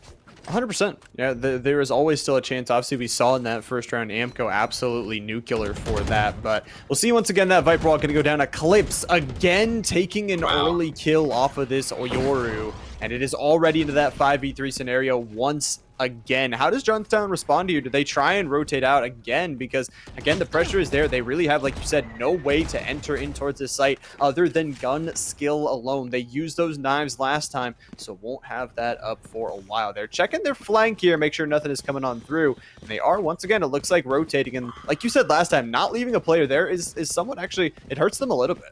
Yeah, like I understand you want to move as a unit because you are man down, but you also didn't find any pick value, and you have to watch your angles. This is easily punishable, especially now that the Yoru will just be able to kind of find you for free.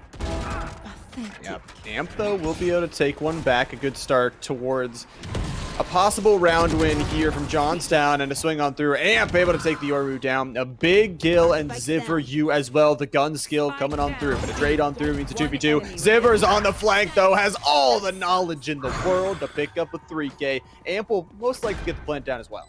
Yeah, I mean, the bonus bucks don't hurt. You do have more coming into you, but again, this is the raw firepower. This is how this Greater Johnstown team is planning on winning. They're just going to win by just winning the duels, and that's fine. As long as you feel comfortable to do so, you can keep this going. They'll have the money now, too.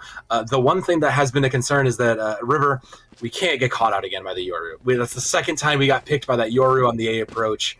We just got to know it's coming there, and I assume they'll figure it out third time's the charm. But really, Ziveryu and Amp kind of just dragging the team along here. Both at 7 kills, trying to do their best, and Eclipse finds a... Sumos, no, come on, again?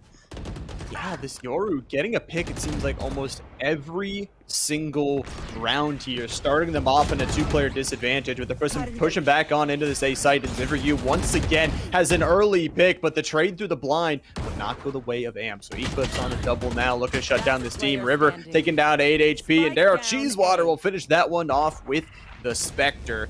Down to Ziveryu. Already has 2 in this round, but needs 3 more and doesn't have the spike. Does have time, but not a lot to work with here. Ziver is just going to play for picks here. He's just basically waiting for anything to happen, waiting for them to think maybe he rotated, maybe he's on a flank to try and find a 1v1 he can win. And I think that's his best case in this scenario, because that's the advantage right now that Bishop Guilfoyle really has at them is they can create those crossfires, and just like that, Eclipse will catch them on the flank looking, and that's really their strategy to win here: just catch people looking on crossfires because they have the main advantage. They might as well just take that and use it to the best they can. They now have an orbital strike up. Amp still holding onto the Empress. Again, I don't. Maybe I'm not sure how to play Reyna here because this is the second.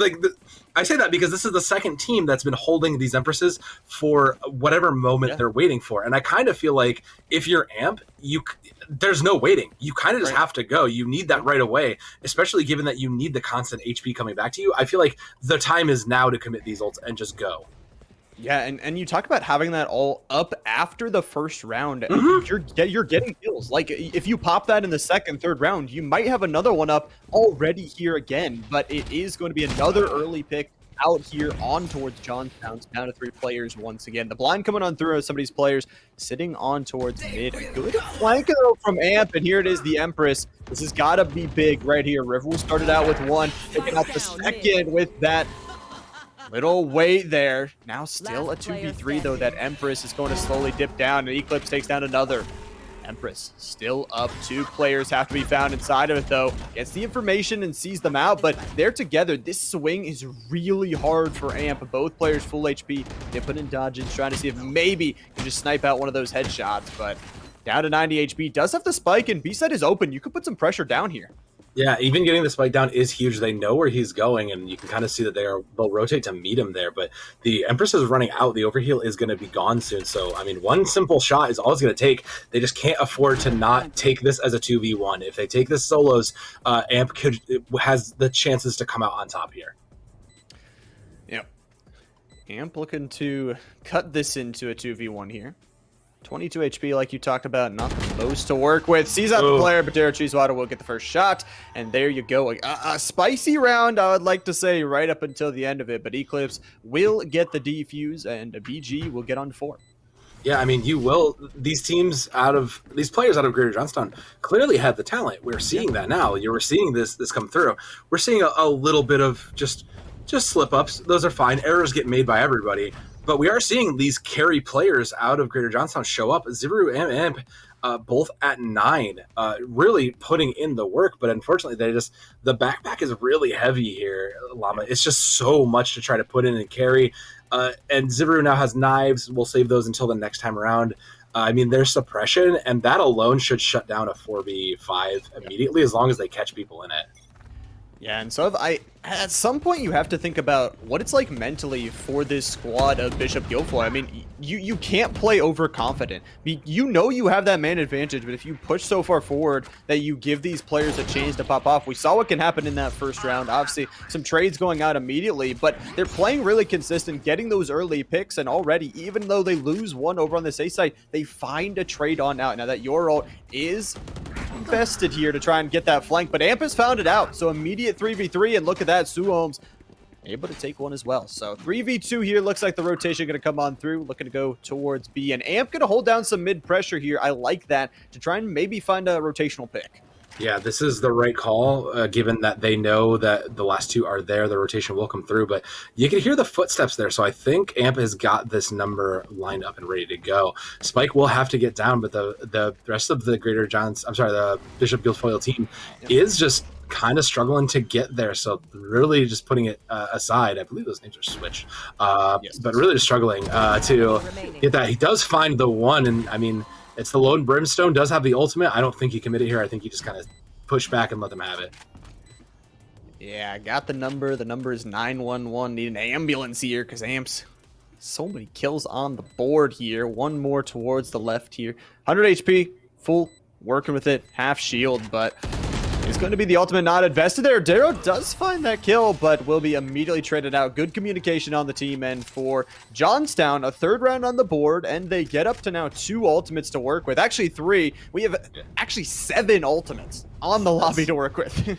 Yeah, I mean, that's a lot of utility across the board for everybody. Eclipse did have theirs, but also spent it in the previous round, and got to shout out the Yoru player there. 10-4 is looking very, very good, using the very tricksy styles of Yoru to try to get in and create angles and make plays. So really kudos to them for doing it. I mean, the ultimates tell me that Bishop Guilfoyle should probably be fine to hold this out as long as they don't.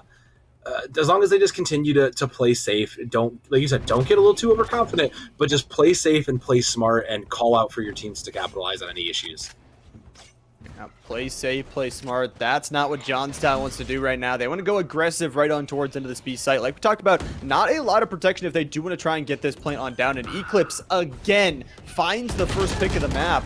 But it is going to be Amp trading out. Yuko will get one back. So immediate 4v2, those picks coming in absolutely clutch. Amp is going to have an amazing play once again. It is that Empress pop. The plant did get down, but they did pay so many lives for it here. So blinds are going out here, finding one, Amp on a 3. The ace possibility is definitely there. Jumping on through, getting the information as well. In this Empress, the 4th is there, grabbing the orb.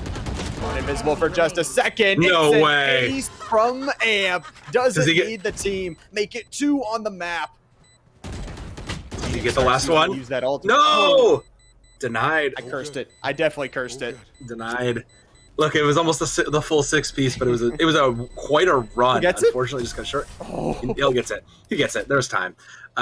Just a great run from Amp, but unfortunately, kind of cut short. I mean, yeah, again, this is the situation you're playing in, you have to clutch up like that. And it was a great run, the great call to use the commit the Empress there.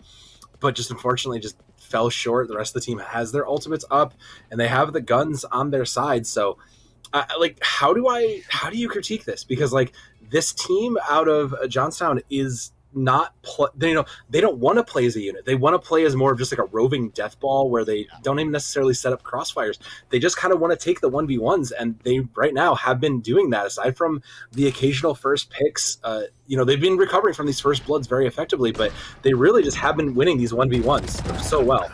Oh, Talk about that. Eclipse will lose that first duel for the first time of what it seems like this entire match. Amp is going to be able to get a second kill back as they do pop that KO ultimate. And it's like you talked about, that ace from Amp was technically there. Didn't get the 6th player, though, because of that Phoenix ult, unfortunately. Was some good to get some money in the back pocket, and a plant is coming on through. So it actually looks like, BG is actually a little bit disjointed here, as it would be the Phoenix found out, and 2 players on separate angles not going to be running in together. yeah, this is, we wanted the crossfires to come out to make sure they could capitalize on this. They're coming with their own suppression into this. Interesting call. I do like it because it does give your Sage a chance to regen if need be, but not anymore. Yeah, there you go. 2 kills over towards the side of Johnstown. They get the plant down, and I think importantly for that round, taking down Eclipse was really the key to start out that round. Oh, absolutely. Getting that top fragger out is always important, considering how aggressive Eclipse has been playing. Just really punishing that, kind of how we were talking about in previous games, punishing that is so important. And now they're catching on to the tricks of the Yoru, so they should be playing in their favor as long as they continue to do that. So Eclipse just has to adapt now and really kind of pull the rest of it in their favor. And like you said, it's 5-4. This is probably closer than you're happy with if you are Bishop Guilfoyle. So I'm not sure what to make of this, because Johnstown has a chance. They are hitting their shots and winning the duels, but it's really a credit to them for doing so. Yeah, and they got the weaponry this time for Johnstown to win those duels. Some marshals on the side of BG, but we'll see what they want to do with it. It's just going to be the Sheriff holding this long angle. Ziver taken very low, but Amp gets the trade. That still means it's a 4v4. Ziver will have the knives. I don't think on 5 HP on 2 of your players would want to pop that, but it would be that short ramp angle for KO. River going to get the plant down, though, and it's going to be a post plant once again. Suams makes it a player advantage in their favor. River gets a kill as well onto Eclipse. So the top frag out and away. The plant is down, putting down some Viper utility on it. I mean, this is just a tough spot to be in now for Bishop Guilfoyle. The picks and the advantages you thought you had just never really were there. Wanbender comes in with a judge, doesn't create the chaos, but doesn't find one of their own, and the pick from back is Zibaru. Credit to Johnstown. They are playing this map space well. For being man down, they are keeping check on all of their angles, and they are playing like this matters for their lives. They know that this match matters, and they feel that they can win it. So kudos to them for doing it. Amp with 17 and Zibaru at 12. Really just leading the charge for this team coming through. Zibaru's probably going to save knives until another time. And I do think that River will probably pop that Yeah. Viper ultimate coming. That has to. Like, Yeah. you're getting spiked down enough. You're getting spiked down enough that you really probably could just commit it early, take an aggressive play, and get it down, and then get spike into it. Yeah, you don't really have any other line of sight other than the Viper wall. So having that Viper pit can, really help you out to help lock down that site once you're inside of it. Ziver, got to be a little bit careful. It is going to be Yuki to take Spike down down, 2 B. right and away. That's the spike. That is huge for BG to bounce back after last round. Again, last round, they didn't have the greatest of guns, but this time they do. Amp gonna do Amp things here, taking the first Player for their standing. side, but Eclipse is on the flank. That Yoru able to get there. The spike is in the hands of Suhums, but at what cost? I think they know where you are at this point. Eclipse going to take yet another kill, and BG will retake the lead. Yeah, that was more of the rounds we were Last expecting to round see out of in this the simply half. because of just how it is. But all things considered, this is a 6-5 half, Llama. This is very, very close for Johnstown. So I think you're pretty happy with this. Like you said, we joked as we heard from the players in the pregame that we're just playing for kills, we're just playing for stats. I mean, it's not impossible they play for the win here, just given how this game has gone. All it takes is another ace in the pocket to really come through. 3 ultimates apiece on each side, and this is a toss-up round right here. Really does seem that way, and like you said, I think they're really using that overconfidence from whenever BG goes a little bit too far forward to punish them for using these players. Ziver is very low already before we can get into anything. Again, this is last round of the half. Gotta use the knives here, and on 8 HP, I mean, you jump up into the air, it's not gonna end too well for you, and your Yuki is on the flank once more. So trapped fish in a barrel here. We'll see if they can get into sight quick enough, or if Yuki is going to do some damage. Daryl will be able to take down Ziver. So no knives for them in this half, but it will be some stealing sight on forward from Amp, trying to get pressure because, again, that KO flank, the timer is ticking for them. Pushing on forward. Daryl Cheesewater finds a second as Amp running get aside here. The Yoru sending the decoy on Spike forward. down A. Yuki takes one back. It's all down to Amp once again, a familiar story we've seen before. I know, and the 1v3, not impossible. But if he's in a clutch, this is the moment for it. It does have spike, could choose to rotate, but they're going to take the gunplay here. They're going to open up it here, push Amp into exactly where they want to go, but Amp, who's cornered? Amp is, at the end of the day, Derek Cheesewater will take a third, and Bishop Guilfoyle will take a couple good rounds to end out their half. Now, we are switching on over towards now the defense for Johnstown. So this is going to be, I think, a little bit harder, I'd honestly have to say. I agree. This is such a tough spot to be in. You can't really default in any particular way. Like, you can play one on a site and one kind of floating, but how quickly are your rotations going to be? If someone falls on a site, it's basically free. So this is really, really every pick counts. I mean, Johnstown has been playing well when it comes to the gunplay, and they've been winning their duels. So now it makes, continues to make these gunfights just equally important. BG can just kind of play back and wait for a punishing capitalize, really, if they want to. But instead, they will look like they're going to push towards this B site here. And the split push I do like here. The Yoru is going way long. Ooh. Spike down B.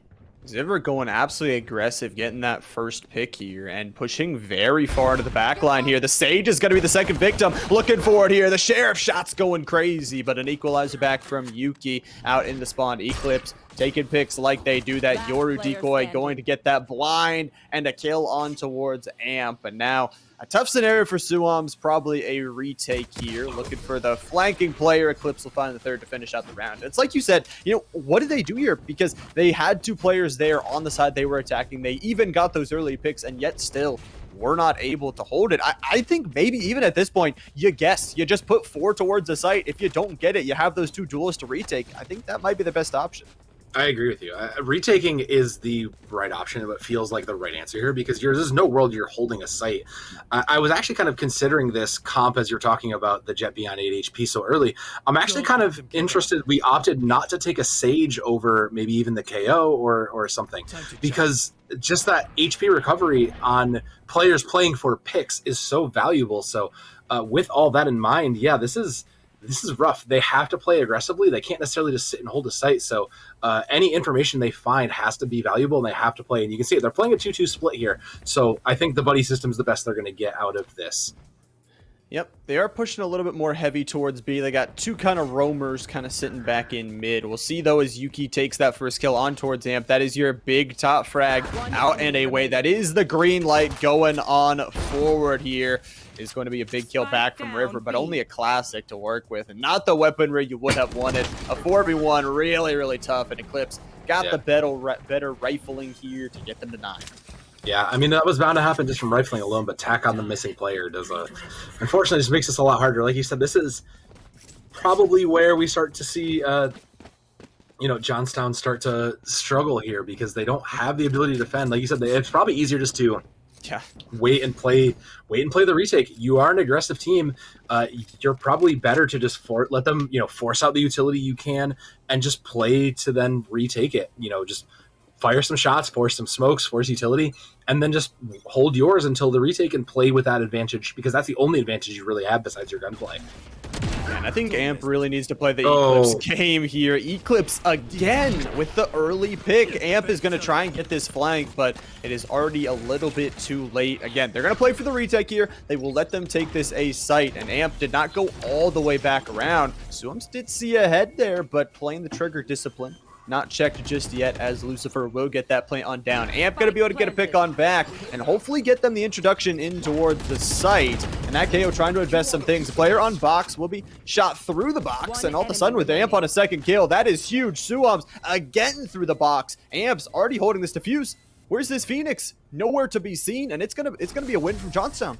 Yeah, the Phoenix, I believe, was watching the angle, just assuming there was going to be a flanking, but they didn't need to. They just were able to play the smokes in the gunfight, and that's the kind of quality play we wanted to see out of Johnstown, right? To be able to kind of just acknowledge, look, we can't win the 4v5 attacks, so let's just play the retake, maybe get a pick on the way out, and that's what they did. They drew out all the utility, they played it into their favor, and just did that, and it's not quite a sold thing yet, but it's their first win in this half, and that is something going into this gunplay about even on both hands. Cheesewater is holding on to, looks like they're just a little bit short. They're going to hold on to a shorty only. So interesting, probably just hoping to come into something there. So a little bit behind from this BG side. Really just trying to play, I guess, and pick up from the scraps of Johnstown. Yeah, River going to be blind out here from the Yoru, but as well, that was a Suam's assisted play there at the start.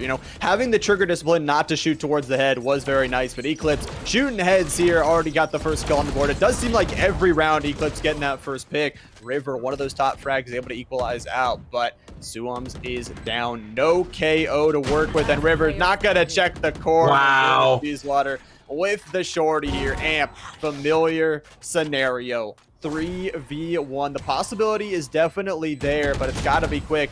Searching through the corner. Daryl's got a rifle now, and it'll be back to double digits for BG. Yeah, got to talk about Eclipse there, because Eclipse consistently, round after, is the first blood, draws that first blood, and constantly sets the pressure even more on Gary Johnstone. And a lot of the time, they'll strike back, but, talk about just something you got to be ready for, this aggression out of the Yoru player. You have to know it's coming. You can't get too comfortable and push into it without considering the fact that Yoru is just playing the mind game with you and out aggressing you. That's something that has to be weighing on you if you're Johnstown right now. Yeah, and BG as well, give them a little bit of credit, not running that Viper composition that we talked about, playing towards this Yoru strengths and playing towards Eclipse strengths as that top frag player. But going into round number 17 here, Johnstown needs to try and find something to rack themselves up. Obviously, BG only a few rounds away from winning this one. Oh, wow. Again, River out of this round. I don't even know what to say. First kill again. I mean, they're not respecting the Yoru at that point. The Vipers saw the transport come in and just went, he'll come eventually, and I can win this duel, and just didn't win the duel. Yeah, well, Amp wants to win these duels here, putting some pressure through these smokes. Does get a little bit of chip damage, but nothing more than that. Still a 3v5 and still a post-plant scenario. Amp does get a kill, but Ziver's down at this point, so that spike is sticking here. A triple swing from the side of Bishop Guilfoyle to take out Amp, and it's all down to Suams. Okay, does some damage there, but Yuki will take yet another. Attackers will win that one. Bishop Guilfoyle will win that one. 2 rounds away from winning this one. I mean, it's slowly slipping from Johnstown's hands at this point. You know, you had a great half, and unfortunately, these have just been so difficult. You know, you're just getting caught up by Eclipse time after time. At some point, you either have to just acknowledge the Yoru in the room and just kind of let him have the space and then play into that. Again, like how you're treating these retakes, you kind of just have to be like, look, the Yoru's coming through here. We're going to let that go. And just kind of let that happen because he's just getting the value on you. Yeah, that's what it seems like here. It is a half invest here. Amp already found out with that Marshall. No value on it just yet. And Eclipse again. First kill there. Ziver did invest the knives and will still have those up and active. But a 2v4 scenario here for Johnstown to try and find their way through. Again, only one player on the B side. Very disconnected at this point, and Ziver needs to find something on this flank. If they don't, it could be all over. Amp has the possibility to pop off, but a flash. Very, very good work here. Eclipse will find the third, and Daryl Cheesewater will be watching for that flank. The communication from Bishop Guilfoyle just really, really on point. Absolutely. And I think the other part that they're doing is they're enabling Eclipse so well to just capitalize on those plays. Just, you know, they're acknowledging, look, we'll make space over here. We'll draw the attention. They'll talk about this. Meanwhile, our Yoru is just capitalizing on a 1v1 that he just wins out there. And that has to be, Eclipse needs to be public enemy #1 right now for Johnstown. They just have to, because right now at 24-11, that is a player that is absolutely dominating your team. I'll handle this. Yeah, and we've said it a million times, but it does feel like Eclipse has the first blood more than double digits of these rounds. Has been the problem here, and it's got to be the shutdown here. Eclipse will be using that ultimate to get very far forward, putting so much pressure down onto River. River seeing that decoy, knowing there's a player right on there. The teammates are coming, but the dash back, Amp will be able to get down the Sage, which is very important as well. No heal is going to be there for the squad unless they can have that Phoenix. But Ziver taking one. This is looking good. Ziver taking a second. It is going to be immediate trades back to 1v1. River cannot lose this duel. Needs the defuse as well. I don't think the Yoru has much left. I think that was the last flash. So this is going to come down to gunplay. The 1v. Oh, no. Oh, wow. Great snap flick from River there to save this and keep themselves alive. I wasn't sure if there was another teleport left, but great awareness. Wow. Just coming up huge for River. I mean, now you have ultimates on your board. You are still in this. It's just a long run back here. I mean, Viper's Pit's up. You probably commit that even early just because you need to stall this Bishop Guilfoyle team out here. So I mean, just a great run regardless. Johnstown has been playing from behind this whole game, but they've never looked fully behind, if that makes any sense. No, they haven't. If they had a fifth player, I feel like this would have been massively swung in a different direction. And, you know, you talk about those ultimates, they are up and available as well. But it can't be another round drop. You talk about the run it back is going to be running it back there for the Phoenix. So 2 ultimates available for Bishop Guilfoyle. If they want to put extra pressure, I mean, you talk about how hard a 5v4 is. How about a 6v4? Thank you. That's what we were looking for. Amp just sees the Yoru play and goes, nope, we're chasing this. And that is the correct play, because now suddenly the top fragger for Bishop Guilfoyle is gone, and this becomes infinitely more winnable. 100%. Yeah, taking out Eclipse there, making sure that those teleport plays are not there as well is really nice to take out. So it is going to be the Phoenix ult, invested pretty early, I would actually have to say. I don't know if this is actually going to get any value. It's going to get a lot of informational value, but just walks right by the player here. Ziver is free to get kills all they want here, taking the zip line up towards the top rope here. 3 players sitting on in, and River has them held on in. Ziver combined for 2 here. A flawless round from Johnstown. I mean, that's what they need to be here, is flawless. And it all starts with just taking out that top fragger. And that's a huge call. I think they figured it out. It's just, look, we are just losing to this Yoru. And we've kind of figured out his tricks of where he's been coming. They're caging him. And that's exactly what they need to be doing, considering if they have any hope of winning this, they need to keep that Yoru in check. Now they have the ultimates, and they are respecting the initial takes, which I do love too. They're just saying, look, you can have point, drop your smokes, we'll play them to our advantage. That's what it seems like here. Viper ult still up and available. That pit gonna be on a B right now, and it looks like a heavy A run in from the side of Bishop Guilfoyle as they do invest that KO ultimate to get some early presence on in there. Again, it's smart from Johnstown. Play a little bit further back, play that retake. You know you're going to have those angles and those duels. But how do they get on in? That is the question here. The Yoru teleport is going to be seen out. Amp, huge. Again, shutting down Eclipse. This is now winnable. Ziver on the backside, baby. Picking up 2. Amp picking up another. And it's looking like possibly another flawless round coming on through from Johnstown. Just one little KO lonely sitting under there. And is the defuse already coming through from Amp? It's going to be 9 rounds for Johnstown. And again, a flawless. Yeah, this feels like the Johnstown that we were hoping and seeing in that round 1. You know, Amp set quite a precedent hitting that ace in round 1, but, you know, it took them a little bit of time to kind of get their footing on this attack, but now you can see it 3 in a row there. They have really turned this around. They stand the chance of making this work here. Amp dropping 31 and Zivaru coming up with 22 of their own. I mean, the frags are falling their way. They just need to, again, not get too confident. They just need to keep punishing Eclipse and then capitalizing on this retake, and that has been their formula of success, so they just need to keep it going.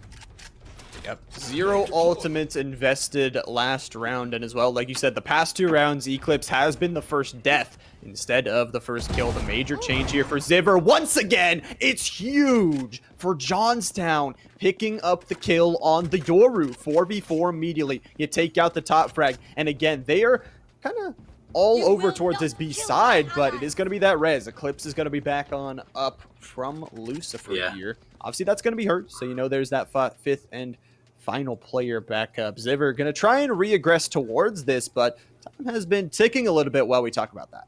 Yeah, I don't think they were accounting for that. Now that the Yoru's in, they'll actually buy the space. Great decision calling for the teleport, actually. Yep, they get the teleport on in. They're rotating towards this B site, and Amp needs to check this corner. It is going to be that Viper's Pit that we expected to be popped. Give them a little bit of extra pressure. I would have liked to pop maybe a little bit further forward, but it is going to be the pop nonetheless. And look at that immediate rotation here coming out from Bishop Guilfoyle over towards the A site. And that means you got to leave your Viper's Pit, but time is ticking down. They got to hurry over here. I mean, they're past the point where the footsteps will matter, so they'll maybe get it, but they will be met by Ziver, so Ziver has to come up huge on this. Oh. Eclipse taking the first kill in the round here. It's a late kill in the round, but it is the first one nonetheless. It is going to be River on that high angle to take one down. Amp on this Reyna, evening out the fight at the 3v3. River, these crossfire angles are so dirty, but cleaning it up a little. Yuki back to a 2v2. Suams. No. Taking it. Suams has got the angles. They got the defuse as well. They got plenty of time, and it didn't seem like Bishop Guilfoyle had enough time. I mean, they didn't have enough. I think the problem was that they were trying to play those angles a little too aggressively there. They were great spots. They had the sight lines, but the problem was that you kind of just need to play the time. All you needed was 1, and suddenly Johnstown is back in this game because you're not respecting the fact that they are winning. They are winning the duels, and that's kind of the thing you have to respect at some point, to say, look, we got spike down. Let's just play to protect the spike and play the game that way. You don't need to win. You've already gotten this far from winning by getting spike down, getting spike stops and diffuses. Just win by getting the spike down and winning that way. And all it takes is 1, because right now Johnstown is back into this. You're running out of economy to fight it.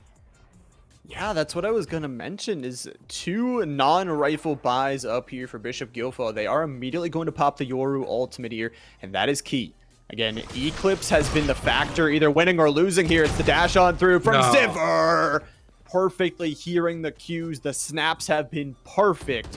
And again, that's the factor that has been the winner or loser. All of a sudden, Bishop Guilfoyle, 4 players, they know now you're going to be. They know where you are. So much information to work with, but Lucifer will be taking out the top frag. Zivaru looking for some knives, does find 1, gets the reset, so 3v3, and there's still no spike down, so this is a huge, does find 1, gets it back, sees 1 more, doesn't find it again, but suddenly this is still winnable. 100% winnable. Ziver's going to go in. The knive's going to get denied, but Suams with that information is going to be all on the backside. It's once again Suams, every single player on Johnstown stepping up in this game. Suams, the double 2 rounds in a row to finish out that. And man, match point. It seems like Bishop Guilfoyle, they've been here for a while. I feel like we shouldn't have been here. This needed to be done forever ago. And I'm wondering at this point, like, Bishop Guilfoyle has just been there, like, you just kind of got to take a timeout or something and just reset the pace, because right now you are kind of fumbling. You're kind of getting the mental into you now. You've lost the last 5 rounds. You've had to reset. This should have been done, you feel like. And I think some point you just need to take a breath and reset it, slow up your pace, and get them to play your game again. And I don't think it's the fullest of shields coming through from Bishop Guilfoyle. Have to see. But this is the round. Again, this is the decider. Either Bishop Guilfoyle, they win here, or we are going to go to an overtime. Some extra rounds going to be played. And for Johnstown to even get to this point, very, very happy about that. Ziver going to be holding this longer angle down towards B. That's what we talked about in Icebox. A lot of these long angles, they wanted to deny the close angles. But we'll see the Yoru Eclipse on a very, very long flank rotation. Seeing if they can get anything. Again, Eclipse needs to get this first pick here, needs to get active, but Ziver's actually going to be the first one to pick it up. We'll take down that Sage. But I think they know. I think they heard a lot of what Eclipse was trying to do over here. Yeah, and the reinforcements have been called in. Amp didn't need it, though, but a great read. So now it's a 3v4, and suddenly this Bishop Guilfoyle team really just doesn't have any legs to stand on. They'll send in the smokes, and this may be their only chance to get spiked down. Yeah, they need to get it down here. They need to put pressure on forward. They have one ultimate to work with, and you know you got to invest it right here, right now, because Amp is going absolutely massive like they always have. Daryl will take one back, but Amp just holding such a tough angle to get through. 20 seconds on the clock. Spike not down. They don't have it in their inventory. Yuki's got to push on forward. It's got to be the take out of Amp, and Amp's on a 3K here. Looking to finish it on out. 13 seconds to go. The Hellfire takes out no one. Cheesewater is down, and we are going to OT. Wow, that's heartbreaking if you're Bishop Guilfoyle. You didn't want to be here. You felt this was winnable. That's so tragic. I mean, this is it. This is now do or die moment, and you have... So the thing that works out for Bishop Guilfoyle here, you are starting on the defense. This does give you a little bit more in your favor. Johnstown did struggle initially on their attacks. So, you know, play your angles, play smart, just let them make the errors, and you can capitalize on this, because you've come so far with your Bishop Guilfoyle to really let this slip out of your hands. And, you know, kudos to Johnstown for bringing it to this, because there are some incredible fraggers on this team for certain. Yeah, and so if I remember correctly, it was 12-7 before this point. Now 12-12 here. Ziver dashing immediately on in. It's a double from Johnstown to open this one up. 4v3. Make it 2. Jump it on in. Make it 1. Amp with the 3K. They might have struggled in the first half, but they are not struggling here. Amp with a 4K. It's a flawless. They absolutely just brought the heat to Bishop Guilfoyle. So now match point. I mean, Johnstown joked they were just playing for stats, but now they're actually playing for the win here. And you know, if I'm Bishop Guilfoyle, I'm playing as patient as I can be here. I'm letting this go. I'm waiting for them to aggress and punish that, because right now you've not been able to out gunplay them. And I mean, with Amp almost on 40, Amp is going to clear 40 by the time this match is done. You just can't win them in the gun duel. You have to just win on, you know, awareness and map control. Yeah, well, the KO Presence Knife will be sent on through, detecting that Yoru here. They know it's probably going to go A. Ziver going to try and get a nice little flank as some of those players start to rotate on over. And it's like you said, if Johnstown, if they win this round, it's all over. we're done. And the team with 4, the underdogs, will take this. But it's going to be a quick and fast plant on down. Now they know it is down towards this A side. Ziver on the flank, but they have their number here, and the flash coming on through. They're sending so much resources trying to clear this one on out, but Ziver cannot be cleared. They are trapped once again. A 4v4. Suwabs picking up the double right when it's needed. Oh, trades coming on through, though. A 2v1. All down to Daryl. Daryl is found out. The defuse is there, and Johnstown, the team with 4, the underdogs, will win this one. Defenders win. Wow. I'm bored. Let's go. You know, I was really concerned going into this, you know, questioning Johnstown's play because they were sitting at the middle of the pack. they don't look like they dropped a beat from those plays. That team play and that gun play from them was phenomenal. And to bring this back from an underdog situation is huge. They'll bump themselves to 3-2 and push themselves towards the top. And I mean, this team in the past has shown to be a force of nature, and they absolutely proved it again here today. Yeah, they did. That's to say the least. Again, we were talking about 12-7, seven rounds in a row, including 2 different sides of overtime.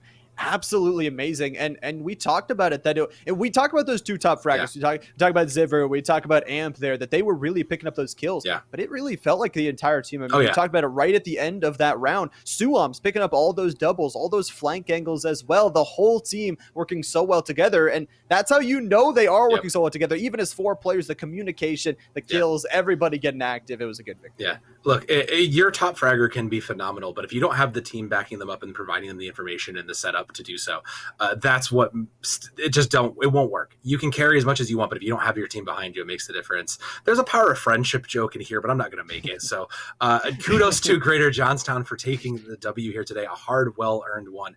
And for Bishop Guilfoyle, well, I mean, your hopes aren't gone yet. It does bring you down a little bit in the standings, but there's still a couple chances you can fight back. It's only week 5, so playoffs aren't out of your reach yet.